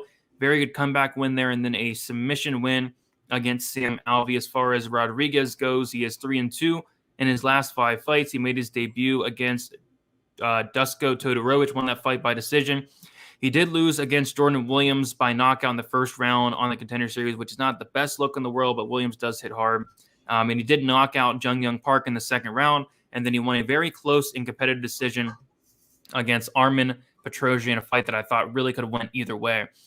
So yeah, this should be a very fun fight, Weezy. I like both these guys. Both these guys bring it. Both these guys have a lot of power. Both these guys are very tough. Both of these guys have a submission game. I think it's going to be one of the more exciting fights in the card, Weezy. So take it away. What do you think about this fight here? Yeah, really looking forward to this one. And shout out to our guy Luke, we're sparring with Reality Betting, who calls Gregory Rodrigues the Brazil version of Barack Obama, or Brazak Obama, which I just thought was brilliant. But yeah, dude, I mean, like, I don't believe this guy's Brazilian birth certificate, man. He appears to be much older than what he says he is. But we haven't seen Marquez in a minute here. He fought twice in 2021 within 2 months of each other. But prior to that, we hadn't even seen him since 2018. So, this guy's fought twice in the last 4 years. So he's been very inactive, and he's had to pull out of his last 2 fights against Jordan Wright and Kyle Daukaus, both with health issues. So it's going to be interesting to see if he makes it to fight, because he just hasn't been able to fight as much as we'd like to see Julian Marquez fight. But he's 2 years older. It's Rodrigues, who's supposed to be an inch taller and have a 3-inch reach advantage. Rodrigues, 15 fights in an almost 8-year career, while for Marquez, it's only 11 fights in an 8-year career. More minutes in the cage for Rodrigues, very similar in the experience number at the UFC level, but it leans Marquez. And Marquez has got a 100% finish rate, Brady, while Rodrigues has got an 81% finish rate. So we've got 18 out of 20 of their combined wins coming inside the distance. That's 90%. And in their 6 combined losses, Marquez has never been finished, and Rodrigues has been finished in 2 of his 4 losses, both of them by knockout. Marquez is legendary for his durability. Marquez landing over one more significant strike than his opponents land, and he's out-voluming his opponents by about 2.4 significant strike attempts per minute. Good power, landing 2 knockdowns in 5 fights and never been knocked down. Rodrigues absorbs more significant strikes per minute than he lands, and his opponents throw more volume than he does. 52% striking defense. He's been knocked down once in 4 fights. So I'd say that Marquez's numbers on paper are a little bit better. He lands more than he absorbs. He throws more than his opponents do, while Rodrigues, it's the opposite. Rodrigues is absorbing more than he lands, and his opponents are throwing more volume. And while Rodrigues has no knockdowns and Marquez has never been knocked down, Marquez has 2 knockdowns and Rodrigues has been knocked down before. So I like the striking numbers on paper for Marquez here. Marquez 0 for 5 on his takedowns, and he's been taken down 14 times in 5 fights on 30 attempts. So 53% takedown defense, and he's been controlled for 32.24% of his UFC career, which is 51 minutes. And that might not even be accurate because I know his first fight was a Contender Series fight, probably the first season that happened, so there's probably no control time numbers for that fight. Rodrigues is out controlling his opponents at a 3-to-1 ratio, Brady, and he's getting his takedowns at over a 50% clip. And he's also defending takedowns at a 100% clip. So while Marquez's striking numbers look a little bit better, I'd say that Rodrigues definitely has the ability to win minutes on the ground in this fight, and he's a very well pedigreed submission grappler as well. The strength of schedule, it's Marquez who's fighting the more experienced brand of competition, but it's Gregory Rodrigues who's fighting the better win-loss ratio competition by a mile, actually. So very interesting fight. I'm always looking forward to Julian Marquez fights. He brings violence. He's that rare combination of being a great hammer and also a really good nail, in that he can take it just as good as he can give it. So the time props on this fight are going to be very interesting. I like Rodrigues' ability to win minutes on the ground. I like Marquez's power on the feet. It's going to be a great fight, man.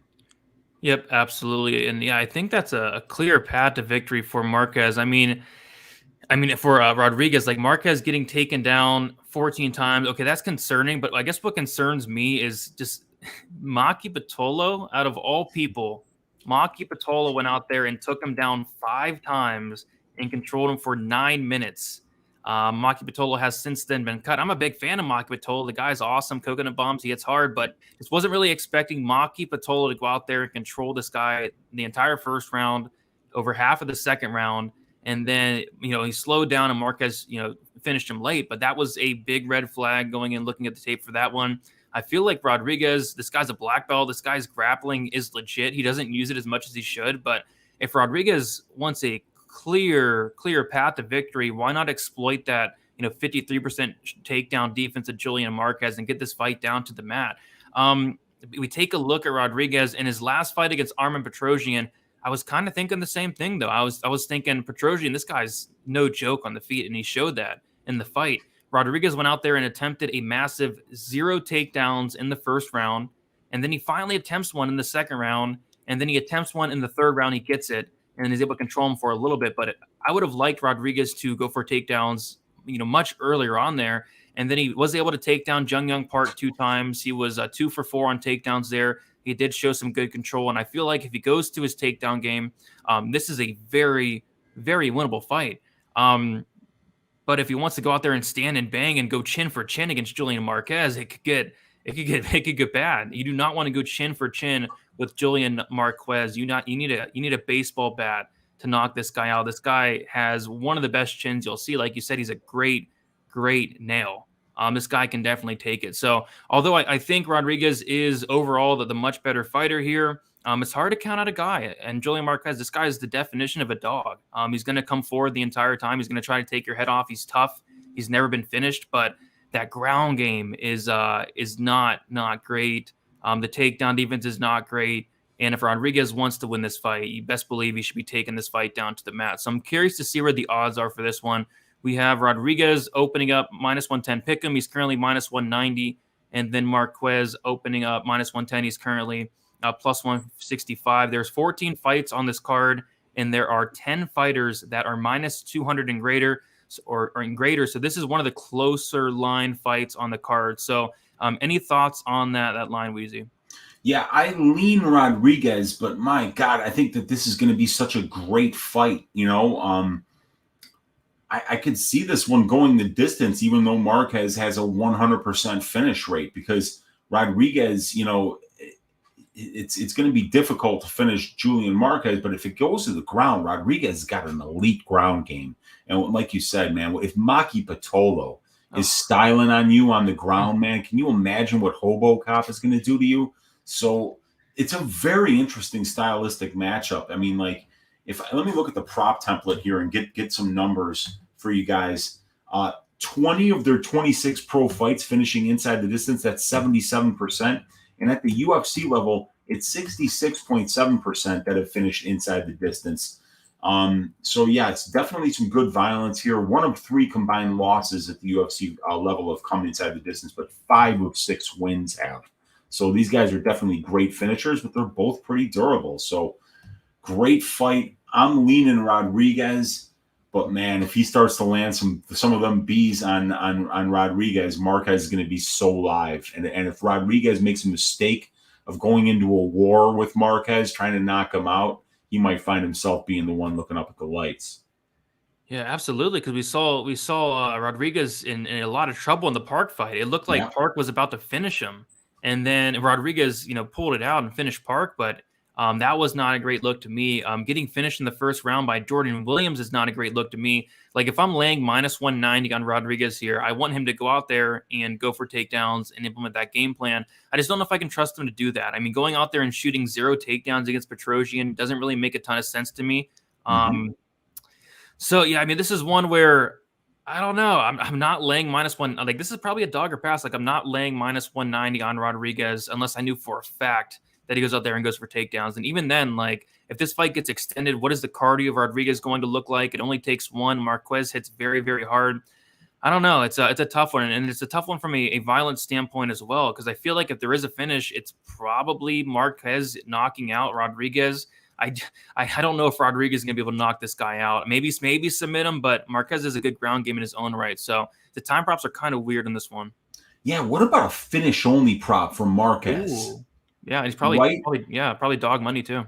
Yeah, probably dog money. And like we say, 100% finish rate in Marquez's wins and a 50% finish rate in Rodriguez's losses. And then it's also a bet on the durability of Marquez, but the durability doesn't do you any good if you get put in a bad position by a Brazilian Jiu-Jitsu black belt who can choke you out.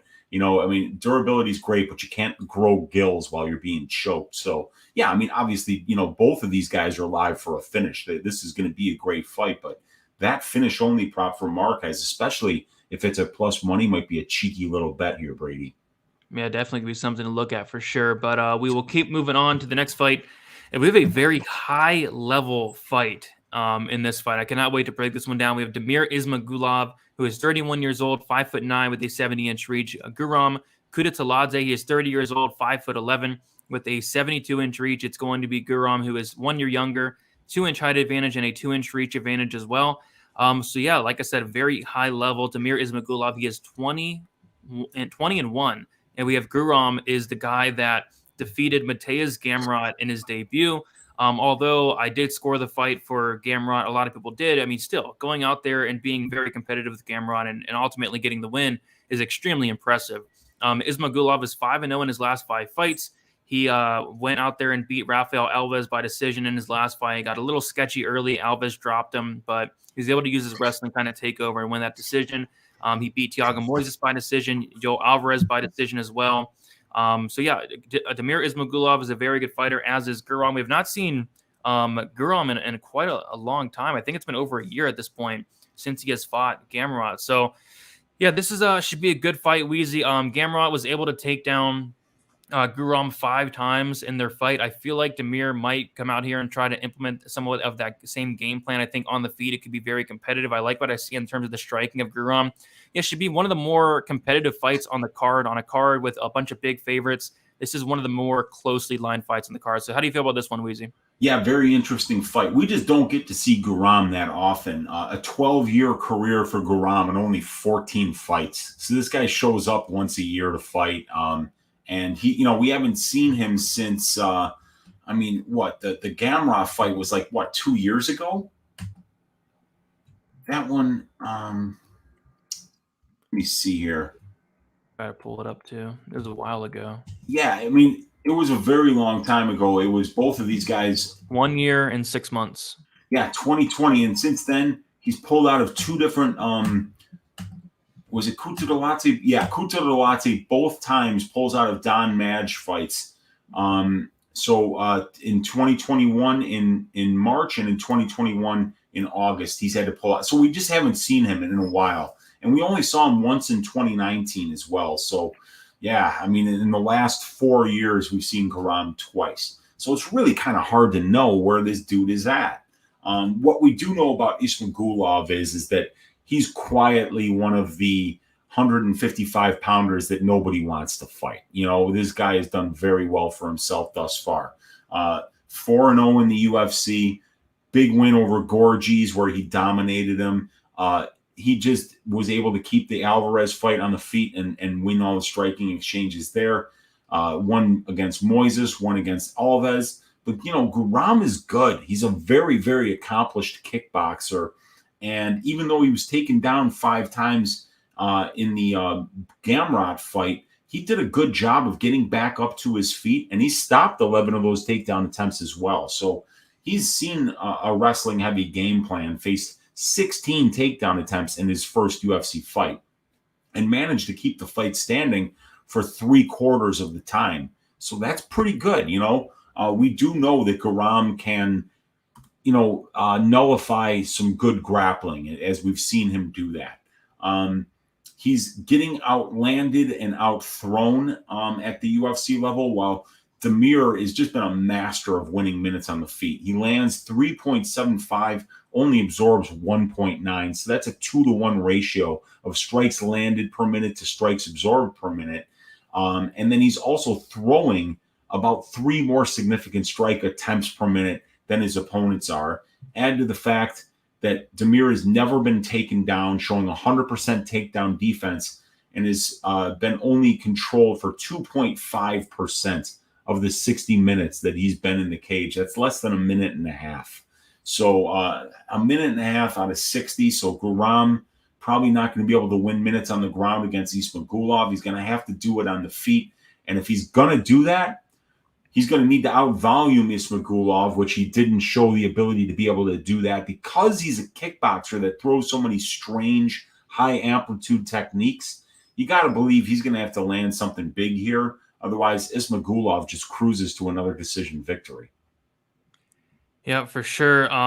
This is a tough fight. I feel like I'm kind of lower on Ismagulov. I don't know if I should be, but Alves is a beast, man. I mean, Alves is a very good fighter. We saw him go out there and knock out. It was a Mark Diakese with that flying knee and then submit him, or knocked him down and submit him there. Yeah, I think Alves is pretty good. And Damir looked off in that fight. I don't know if anybody else noticed that, but he kept like blinking before the fight even started. He just looked off, but yeah, the guy's good. He's very good. He's 20-1 for an absolute reason. His striking is very good. His wrestling is very good. He's just very well-rounded fighter. We've not seen Guram in a long time, but I did like what I saw from Guram in the last fight.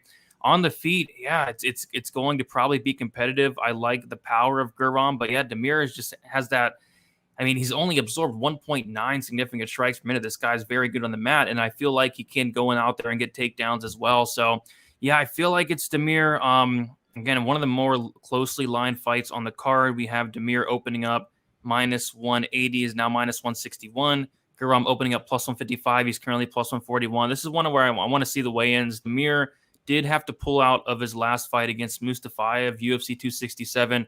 He missed weight, and I think he pulled out, or Mustafayev didn't accept the fight, one or the other. Do you remember what happened there? Yeah, it was Mustafayev who pulled out. I don't know what happened, but it was less than 4 days before the event. So, I was really looking forward to that fight because Mustafayev is another guy that we haven't seen in ages. The last time I think we saw Mustafayev, he knocked out Fasayev with a spinning heel kick. So that's another guy we would have liked to have seen, but it was Mustafayev who pulled out of that fight, not Damir. Yeah, but it says canceled, and it says the reason is Ismagulov missed weight, so that's weird. Oh, damn. Okay, I must be wrong about that because I know Ismagulov had trouble making weight against Alves as well. He is a huge lightweight. So maybe it's getting to that point in his career now that he's in his 30s that weight cut is just becoming a little bit much for him. We might want to see him on the scales. Yeah, and like I said, he did not look that great in the Alves fight as well. So yeah, this is one I'm going to be looking at for the weigh-ins. But as far as the fight goes or fight doesn't go, man, I'm leaning pretty strongly to that fight goes, but I have a feeling it's going to be pretty juiced. It probably will, especially with Ismagulov being the favorite and all of his fights going to decision thus far at the UFC level. And Kutateladze's only fight went to decision as well against a really good opponent in Gamrot. Yep. So wish we had lines to talk about, but we still don't, which is weird. Maybe by the end of the show, but yeah, I'm not looking too great for those prop lines, which sucks. But we will keep moving on, guys. We have a very good fight. This whole main card is just like it's crazy. The main card's crazy, and the prelims are even crazy as well. We have Joaquin Buckley going against Albert Duraev. We have Buckley, 20 years old, 5'10" with a 76-inch reach. Duraev, 33 years old, 5'11" with a 75-inch reach. Buckley, 5 years younger. Duraev a 1-inch height advantage, and Buckley a 1-inch reach advantage. Buckley is 4-1 in his last 5 fights. Had that knockout against Impa. Had that knockout against Jordan Wright. Knockout loss to Alessio Di Chirico. Knockout win against Antonio Hoyo. And then a split decision win against Abdulrazak Al-Hassan. As far as Albert Duraev made his debut against Roman Kopylov, did get knocked down in that fight, but was able to, more so dominate the most of that fight.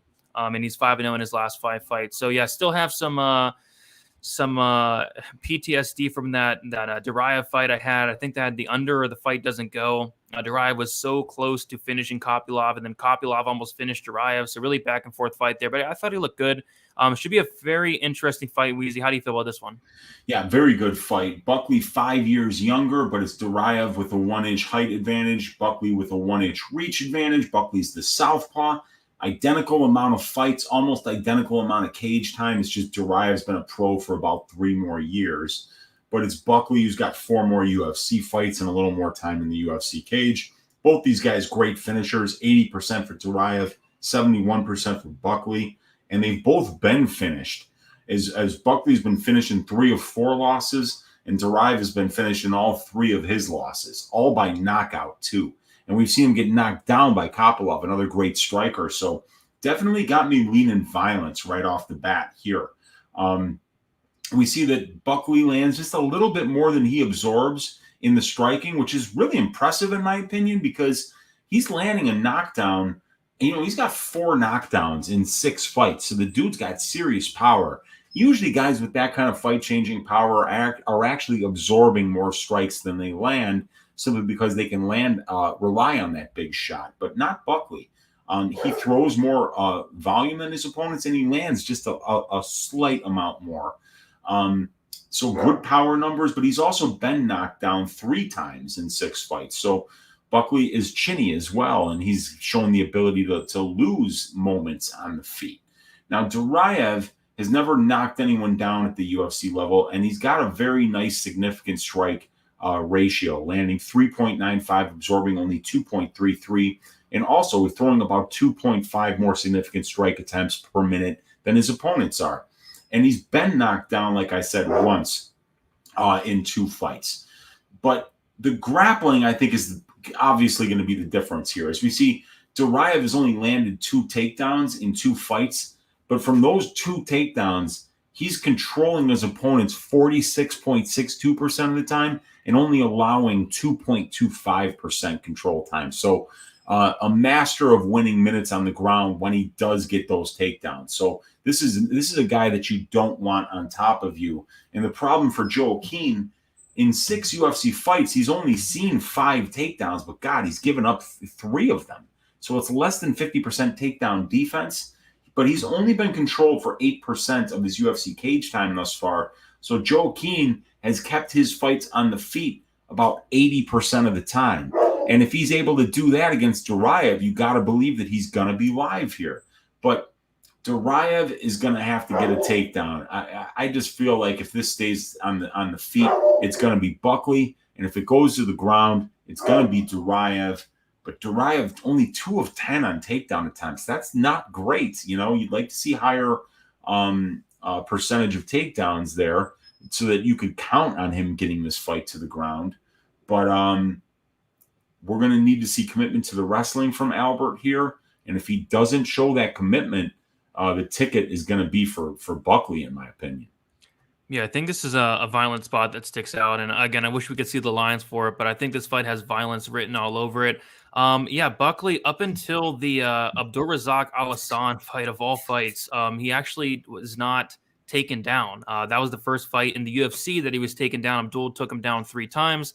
And of course, we saw that Abdul was able to control him for 3 minutes and 34 seconds of that fight. And then outside of that, I mean, you take a look at Buckley outside the UFC, not a ton of people are taking him down. He did lose to Logan Storley by decision where he got taken down a million times, but there's absolutely no shame in that. And yeah, like you said, I mean, Albert Duraev was 1 for 9 on takedowns against Roman Kopylov. That's kind of concerning because Roman Kopylov is a guy that, you know, I really questioned his ground game. I really questioned his takedown defense going into that fight. You know, Carl Roberson was able to take him down and submit him, of all people. So he's being 1 for 9 against Roman Kopylov is not the best look, in my opinion.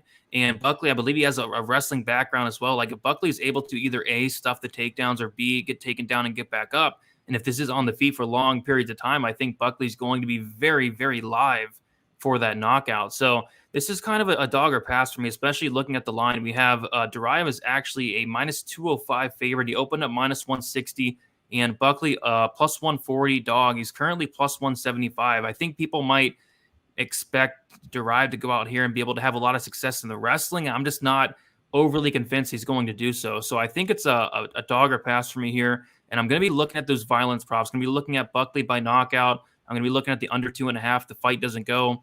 But yeah, I think it's a really good violence spot here, Weezy, although we don't have a line on it. Yeah, very interesting. I also kind of like fight ends by knockout because Buckley's been knocked out in 3 of his 4 career losses.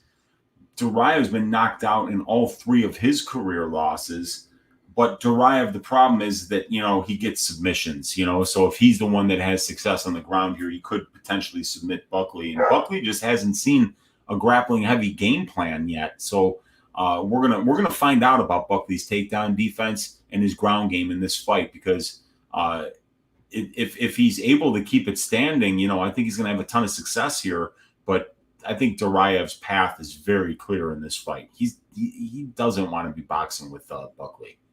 Yeah, absolutely not. But it should be a very good fight. Looking forward to it and looking forward to the next fight as well. We have Kevin Holland going against Tim Means. We have Tim Means, who is 38 years old, 6'2", with a 75-inch reach. Kevin Holland is 29 years old, 6'3", with an 80-inch reach, 81-inch reach. Kevin Holland is going to be 9 years younger. That is significant. He's going to have a height advantage of 1 inch, and he's also going to have a very significant 6-inch reach advantage as well. Tim Means is 4-1 in his last 5 fights, had a submission win against Thiago Alves, a submission loss to Daniel Rodriguez, a decision win against Laureano Staropoli, decision win against Mike Perry, and a decision win against Nicholas Dalby. As far as Kevin Holland, he is 2-2 and 1 no contest in his last 5 fights, a knockout win against Jacare Souza, a decision loss to Derek Brunson, a decision loss to Marvin Vittori, that no contest against Kyle Dawkins, and then a knockout win against Alex Oliveira. So yeah, I've always been a really big fan of Tim Means and his fighting style. This guy's always in very exciting fights, but yeah, he's now 38 years old at this point, which is very concerning. I have concerns about the durability. This guy was getting hurt a lot in the Perry fight, got hurt really bad in the Rodriguez fight, ultimately got submitted in that fight. He got knocked out by Nico Price as well. So the durability seems to be diminishing a little bit. And then Kevin Holland's a guy that you don't really want to trust a lot at chalk, but you know, Kevin Holland, his takedown defense is the big glaring hole in his game here, sitting at 49%. I guess my question is, does Tim Means go out here and go for takedowns and try to get it down to the mat? If he does, I mean, that's a legit path to victory. Tim Means is a black belt in BJJ, as is Kevin Holland. But if they do stand and strike, I do like the striking of Kevin Holland quite a bit. And I don't like the durability of Tim Means. But yeah, interesting fight here, Weezy. I don't like, Tim Means being 38 years old, but it's kind of interesting. What do you think about this one, Weezy? I think you're muted, though. Yeah, down at 170 for Holland, too, makes it very interesting. Because, we've seen this guy up at 185 fighting, 185-pound wrestlers who are taking him down, keeping him down. And even when those fights weren't on the ground, we saw him really giving 185ers problems on the feet. Guys like Joaquin Buckley is just styling on these guys. So, yeah, I'm really leaning Holland here. There's a lot of reasons to like him. That 6-inch reach advantage, the fact that he's 9 years younger. And despite the fact that he's 9 years younger, we got a guy who's only got 80 less minutes in the cage than Tim Means. He's only got 9 less UFC fights and 70 less minutes in the UFC cage than Tim Means. So this kid at 29 years old is incredibly active. 30 fights at the age of 29 for Kevin Holland. So even though he's at an experience disadvantage here, remember, Tim Means has been doing this for 9 years longer than Kevin Holland has, but Kevin Holland still has, a lot of experience. So, there gets that point where the experience advantage can become a bit of a disadvantage because you're the older man. You're not in the prime of your career anymore, and the young man has got a ton of experience, so they've seen a lot already. And then, in addition to that, both of these guys are great finishers. Holland just a little bit better on the aggregate with a 72% finish rate overall, while it's 75% for Tim Means. Or I'm sorry, so 82% for Holland, 79% for Means. And Means is finishing at a 50% rate at the UFC level, and it's Holland finishing at a 60% rate at the UFC level. So just a little bit better in the finish numbers for Holland here, especially as he's only been finished in 1 of his 4 UFC losses, while for Means, it's been 4 of 9 losses that he's been finished. The striking numbers, both of these guys have really nice striking ratios. Means lands about 1.5 more significant strikes per minute than he absorbs. Holland landing about 1.4 more than he absorbs. Both of these guys got decent striking defense. It's a little bit better for Means at 61% to 56% for Holland. And the power numbers are similar for both guys, but Means showing just a little bit more power at the UFC level. But I'm interested to see how Holland's power numbers change now that he's moving down here to 170. I worry about Kevin Holland being controlled on the ground, 49% takedown defense, and like 29% control time allowed and 3.39 takedowns allowed per 15 minutes. But like we say, a lot of that was up at 185 pounds. Now, Tim Means has only landed 15 takedowns in 24 UFC fights, and he's only controlling his opponents 13.65% of the time. So even though Tim Means' opponents have taken down Tim 32 times and Tim's only gotten 15 takedowns, Tim is almost at the same amount of control time for as control time against. So he's very efficient on the ground, Brady. While Kevin is actually fairly efficient too. His opponents have taken him down 39 times. Kevin Holland's only gotten 10 takedowns. So for every 1 takedown Holland gets, his opponents get 4. Yet somehow, Kevin Holland is only being out-controlled 28.7% to 26.6%. So both of these guys have shown some really good efficiency on the ground to be able to get back up when they get taken down and to make the most out of the takedowns that they do get. Strength of schedule numbers, very similar. Means fighting the more experienced competition. Kevin Holland fighting the better win-loss ratio competition. The wins are better for Holland, and I would say the losses are also better for Holland. So I like Holland for the measurables. I like him for the strength of schedule. And I think that his striking is going to be better than Means on the feet. But I like Means' clinch game, and I like his ability to be able to get the fight to the ground when he does go to the wrestling and be efficient there. But I think that the 9-year age gap is going to be too much here. I like Kevin Holland quite a bit in this spot. Yeah, same. Tim Means did, like you said, do that good clinch work against Nicholas Dalby his last time out, controlled him for 8 minutes, took him down as well. Maybe he comes in here and tries to do that with Kevin Holland, but we see the odds are Kevin Holland opened up minus 310. He is Whew. now minus 220. Tim Means opened up plus 260. He's currently plus 185. I personally have retired from laying a chalk on Kevin Holland a long time ago, and it's been great. But yeah, I think he does win this fight. I might look at, Holland inside the distance. Tim Means has been finished like a lot. What are the exact numbers on? I know he's been knocked out a ton. He's been submitted a ton as well. Yeah, so at the UFC level, he's been finished in 4 of 9 losses. He's been submitted 3 times, knocked out once. And at the pro level, it's a 59% finish rate against in 12 losses. So I believe that's 7 of 12 losses, 5 by submission, 2 by knockout. So yeah, he's been finished a lot. And Kevin Holland has only been finished in 2 of his 7 losses. We know how durable Kevin Holland is. Yeah. This dude's got one of the best chins in the entire UFC. The guy can absolutely take a punch. He's not a quitter. It's just, he's been submitted a couple of times. He's never been knocked out. Yeah, he did get submitted by that bum, Brendan Allen. I don't like that, but outside of that, yeah, Kevin Holland, I think he should have Tim Means covered here, unless Tim Means does come in here and take down Kevin Holland. But like you said, different weight class here. And that's not really Tim Means' game. It's really not. He's not the best wrestler. So I think this does primarily stay on the feet. And at that point, Holland's going to have a lot of opportunities to really, really hurt Tim Means. So I'm gonna be like people in the chat are saying, I'm gonna look at that Kevin Holland knockout prop. Could be something to look at. Yeah, absolutely. And what's interesting here is that both Tim Means and Kevin Holland attempt about 1.5 takedowns per fight. They're both right there. But because they both attempt 1.5, you'd expect that, that their control time numbers would be similar. But you look at Holland, 26% control time for. That's against middleweights. And Means is only getting 13.65. So, yeah, Means only attempting 1.5 takedowns per fight, and he's only controlling about 1 out of 8 seconds of a fight. It's hard to see him winning a 15-minute fight via control time and takedowns because it just hasn't been his game thus far.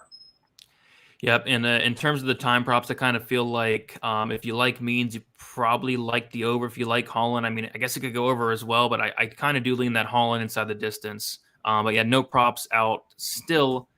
Double check, and yeah, still no props out. Damn.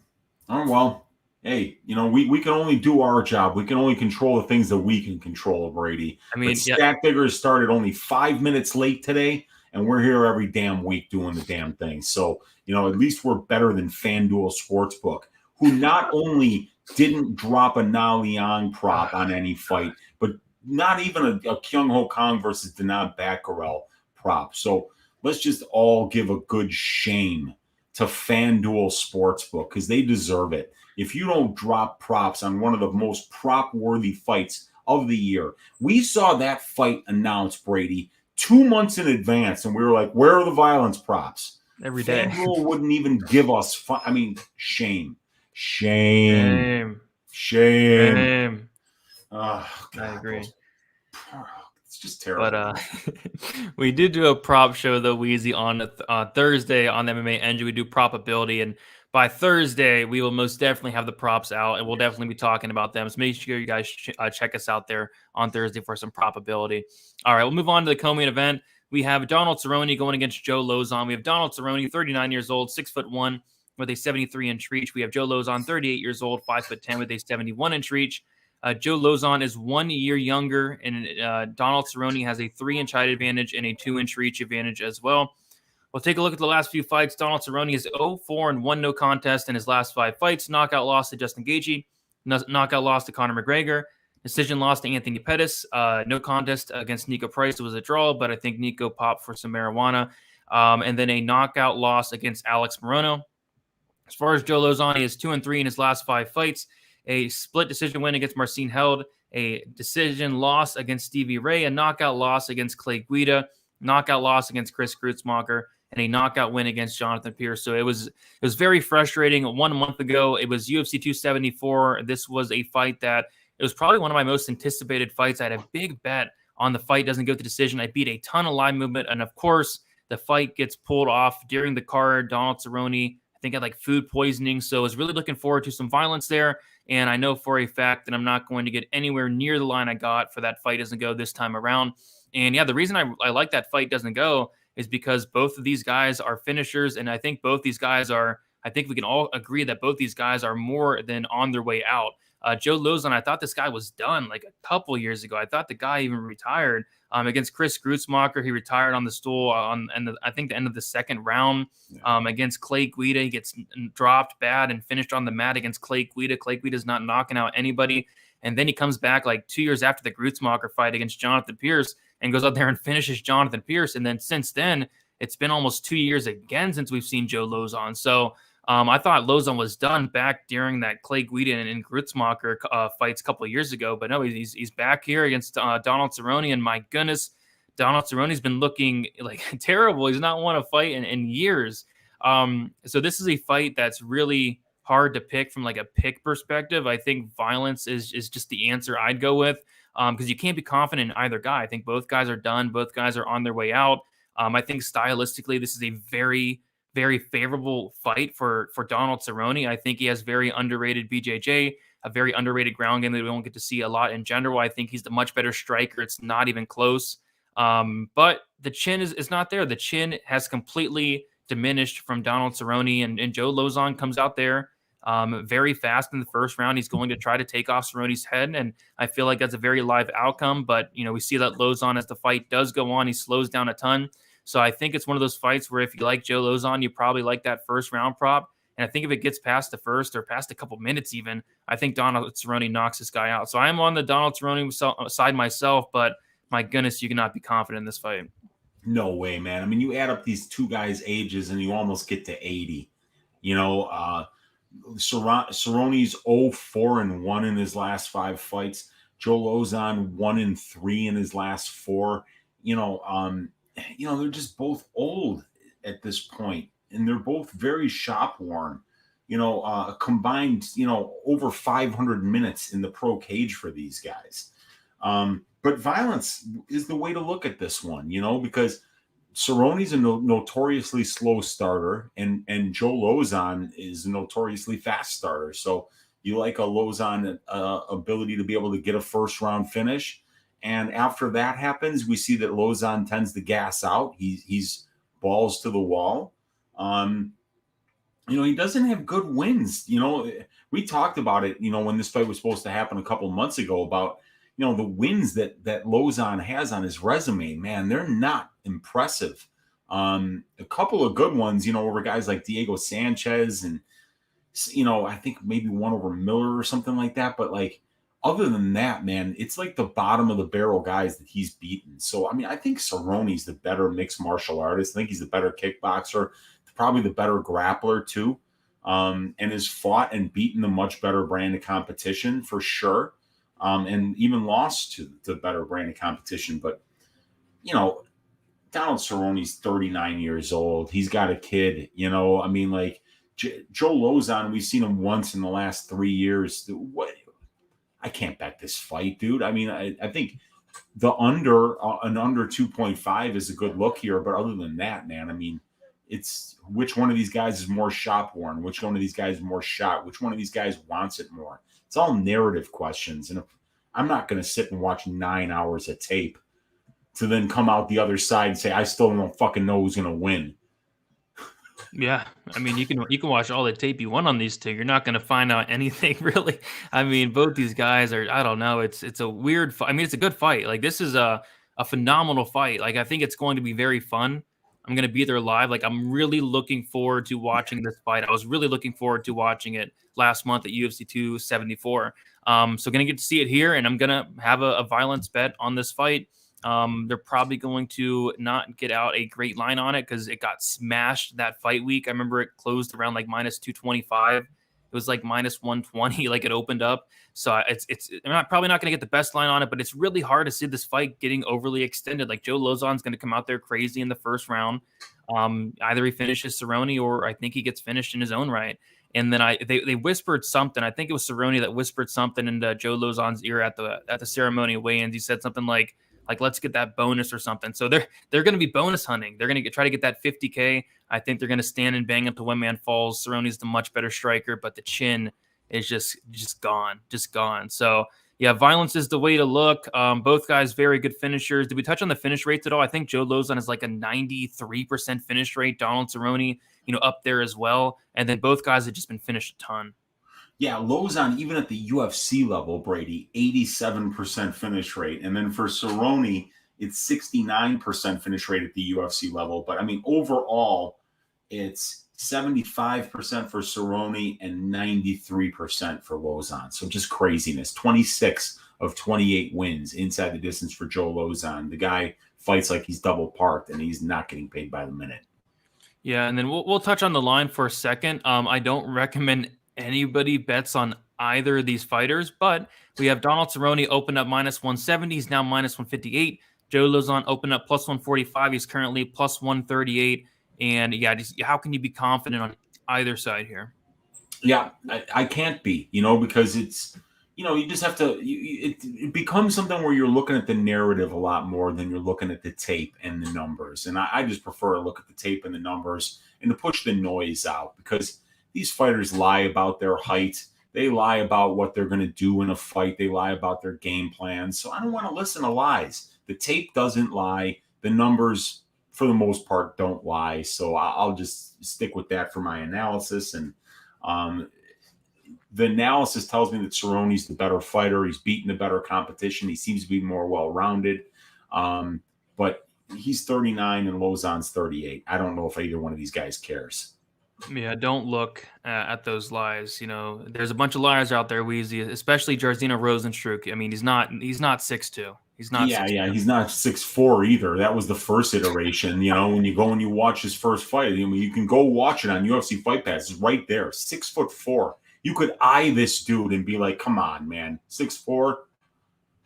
I wouldn't have gotten away with that in high school. I mean, like, they would have measured me. They'd have been like, "No, come here. We're not believing that you're 6'3". Because you're 5'8", which I was when I was a freshman in high school, much taller now, but still, I mean, everybody knows how tall you are. Why lie about it? It's bullshit.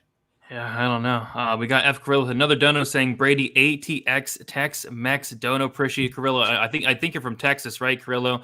So yeah, he pointed out some places for me to check out. ATX Tex Mex. I will have to go there. Looking it up now, it looks pretty good. Some Mexican food. I don't mind some Mexican food. So thank you for the dono, Carrillo. I will be sure to hopefully check that out when I'm on my weekend trip to Texas. All right, so the main event, we do have about 230 of you hanging out with us on a Sunday. Thank you all for hanging out with us. Please leave a like. Also subscribe here to Pub Sports Radio with the main event. And we had a phenomenal main event last week. I don't think anything's going to top it, but this fight is going to be phenomenal. I mean, this fight has fireworks written all over it. Calvin Kattar, Josh Emmett. Calvin Kattar, 34 years old, 5'11" with a 72-inch reach. Josh Emmett, 37 years old, 5'6" with a 72 or 70-inch reach. So Calvin Kattar is going to be 3 years younger, and Josh Emmett is definitely getting up there in age for the division. 37 years old at 145, not the best look in the world, but this guy, his power is completely insane. We'll talk about some of the power numbers, some of the best power numbers you'll see in the division with Josh Emmett, but he has 4-1 in his last 5 fights.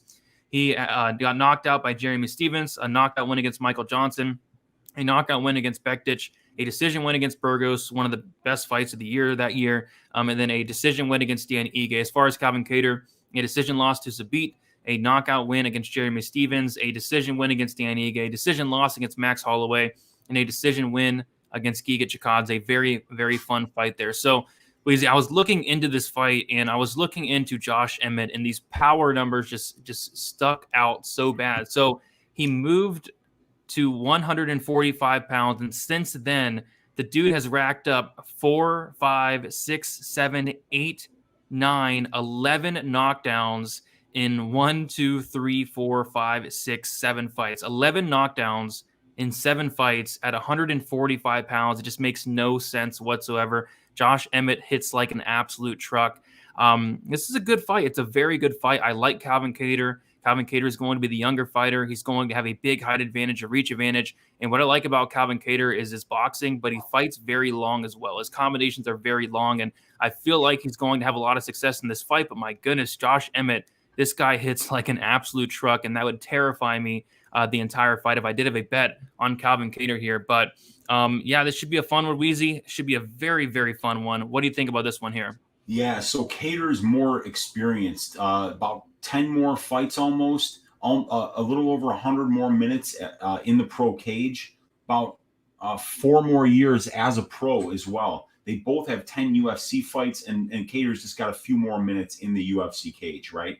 Both of them are good finishers. Calvin Kattar, though, finishing 57% of his UFC wins, while for Emmett, it's only 38. And it's surprising. You look at Emmett, and you look at those power numbers and you're like, how the fuck does this guy have less than a 50% finish rate as a pro? It's mind-blowing. He's got fight-changing power, and yet he's only won 6 times in 17 wins by knockout. I had to check to see if my stats were right, but they are. And Emmett, he's been knocked out once. Calvin Kattar's been subbed once in 5 losses. Calvin Kattar's durability and heart are completely unquestioned. He's such a G. This is going to be such a great fight. Now, the striking numbers for Calvin Kattar don't look good. He gets out-volumed and outlanded at an alarming rate by his opponents. And a lot of people ask me, Weezy, can you do me a favor? Can you go look at Calvin Kattar's stats and take out the Max Holloway fight? I want to see if he's outlanding his opponents. The answer is no. This guy doesn't outland anybody. It's kind of crazy. His opponents throw more volume. His opponents land more strikes. He's got good knockdown numbers, 0.51 per 15 minutes, and he's landing a knockdown about 2/3 of 1% of the significant strikes that he lands, and he's never been knocked down.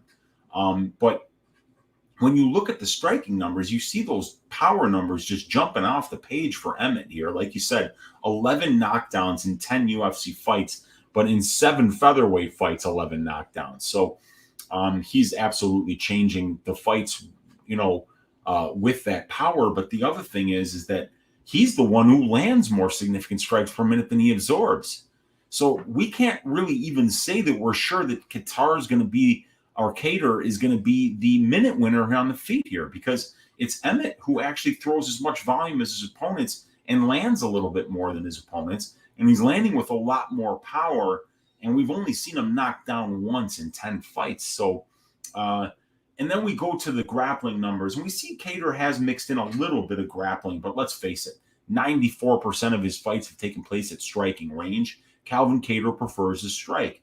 Emmett is a guy who can mix in the wrestling, but he hasn't done it with any success at the UFC level. 10 takedowns in 10 fights is solid, but on those 10 takedowns, only 8.18% control time for. In 120 minutes in the cage, that's about 10 minutes of control time on 21 takedown attempts. The guy isn't winning a lot of minutes on the ground with his wrestling, and he's not losing minutes there either.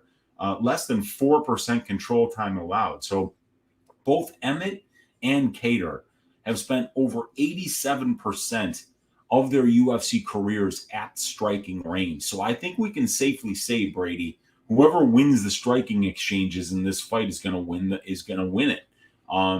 But which one is it? Do we favor the power and volume of Emmett, or do we just favor the heart, the grit, the determination, and the attrition-based striking style of Calvin Kattar?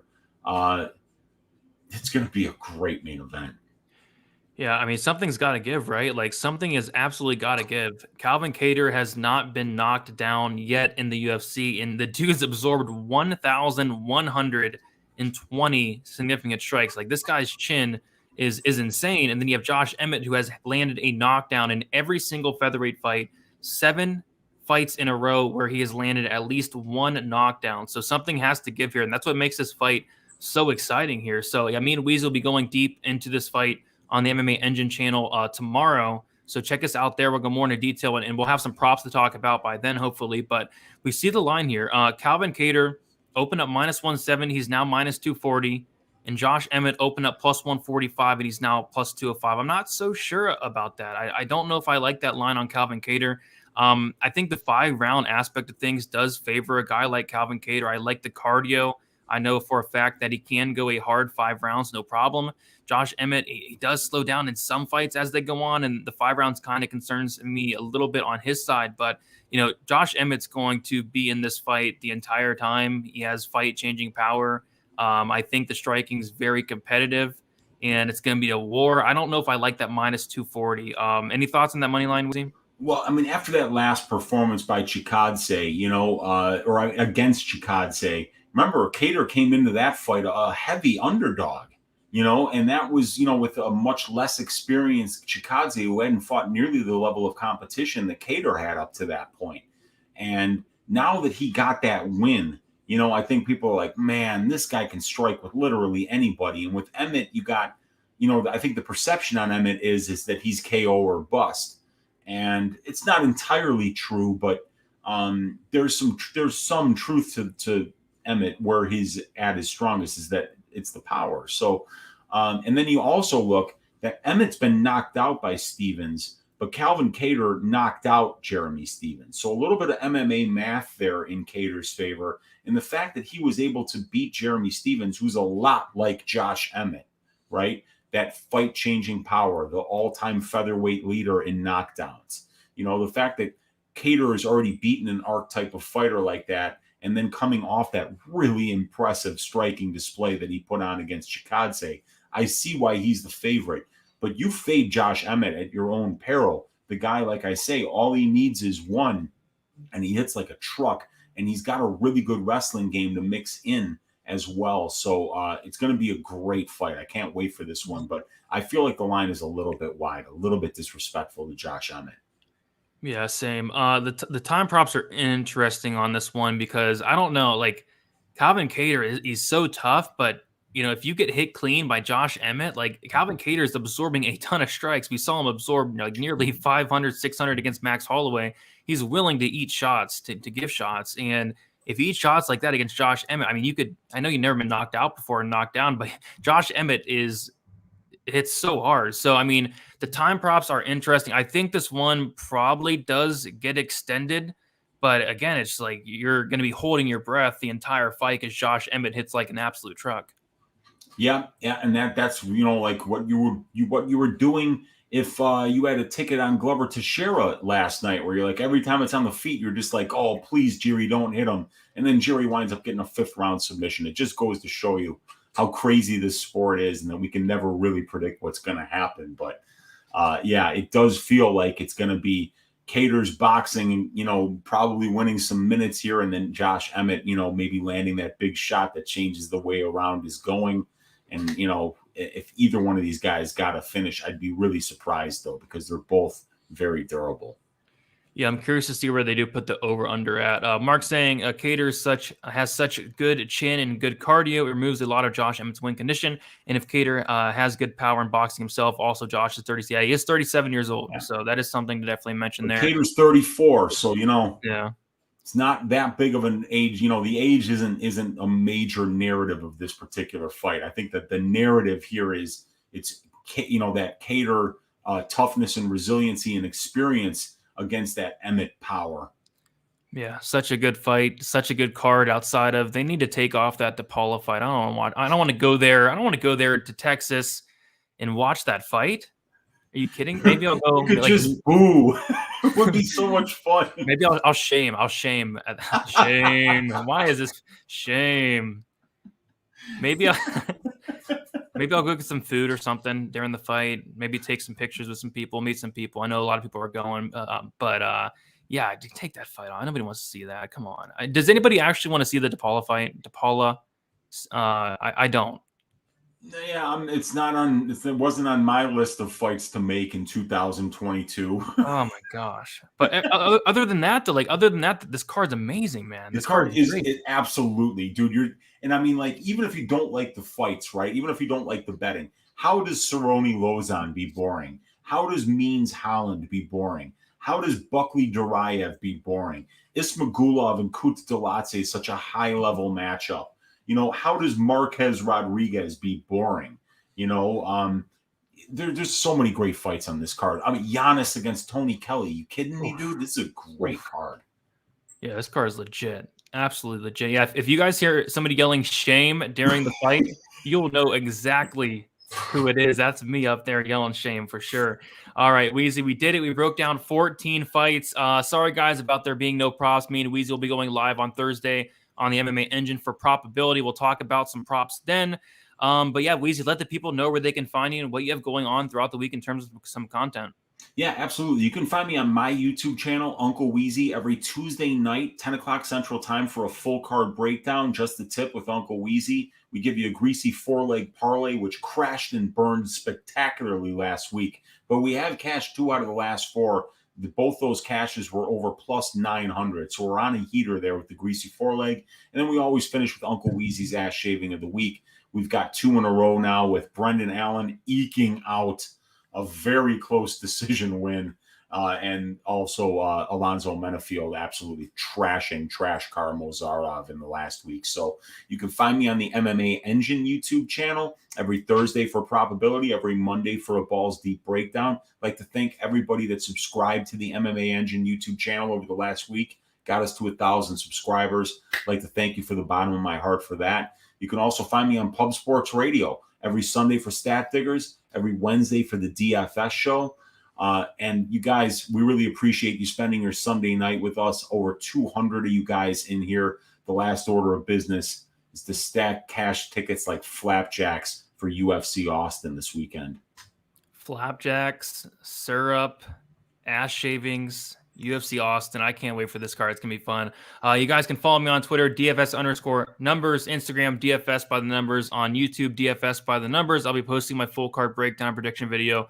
Should be tomorrow. And then going live on Pub Sports once more for the DraftKings show on Wednesday. Back on the MMA Engine tomorrow for the main event deep dive with Weezy. And then Thursday for some probability.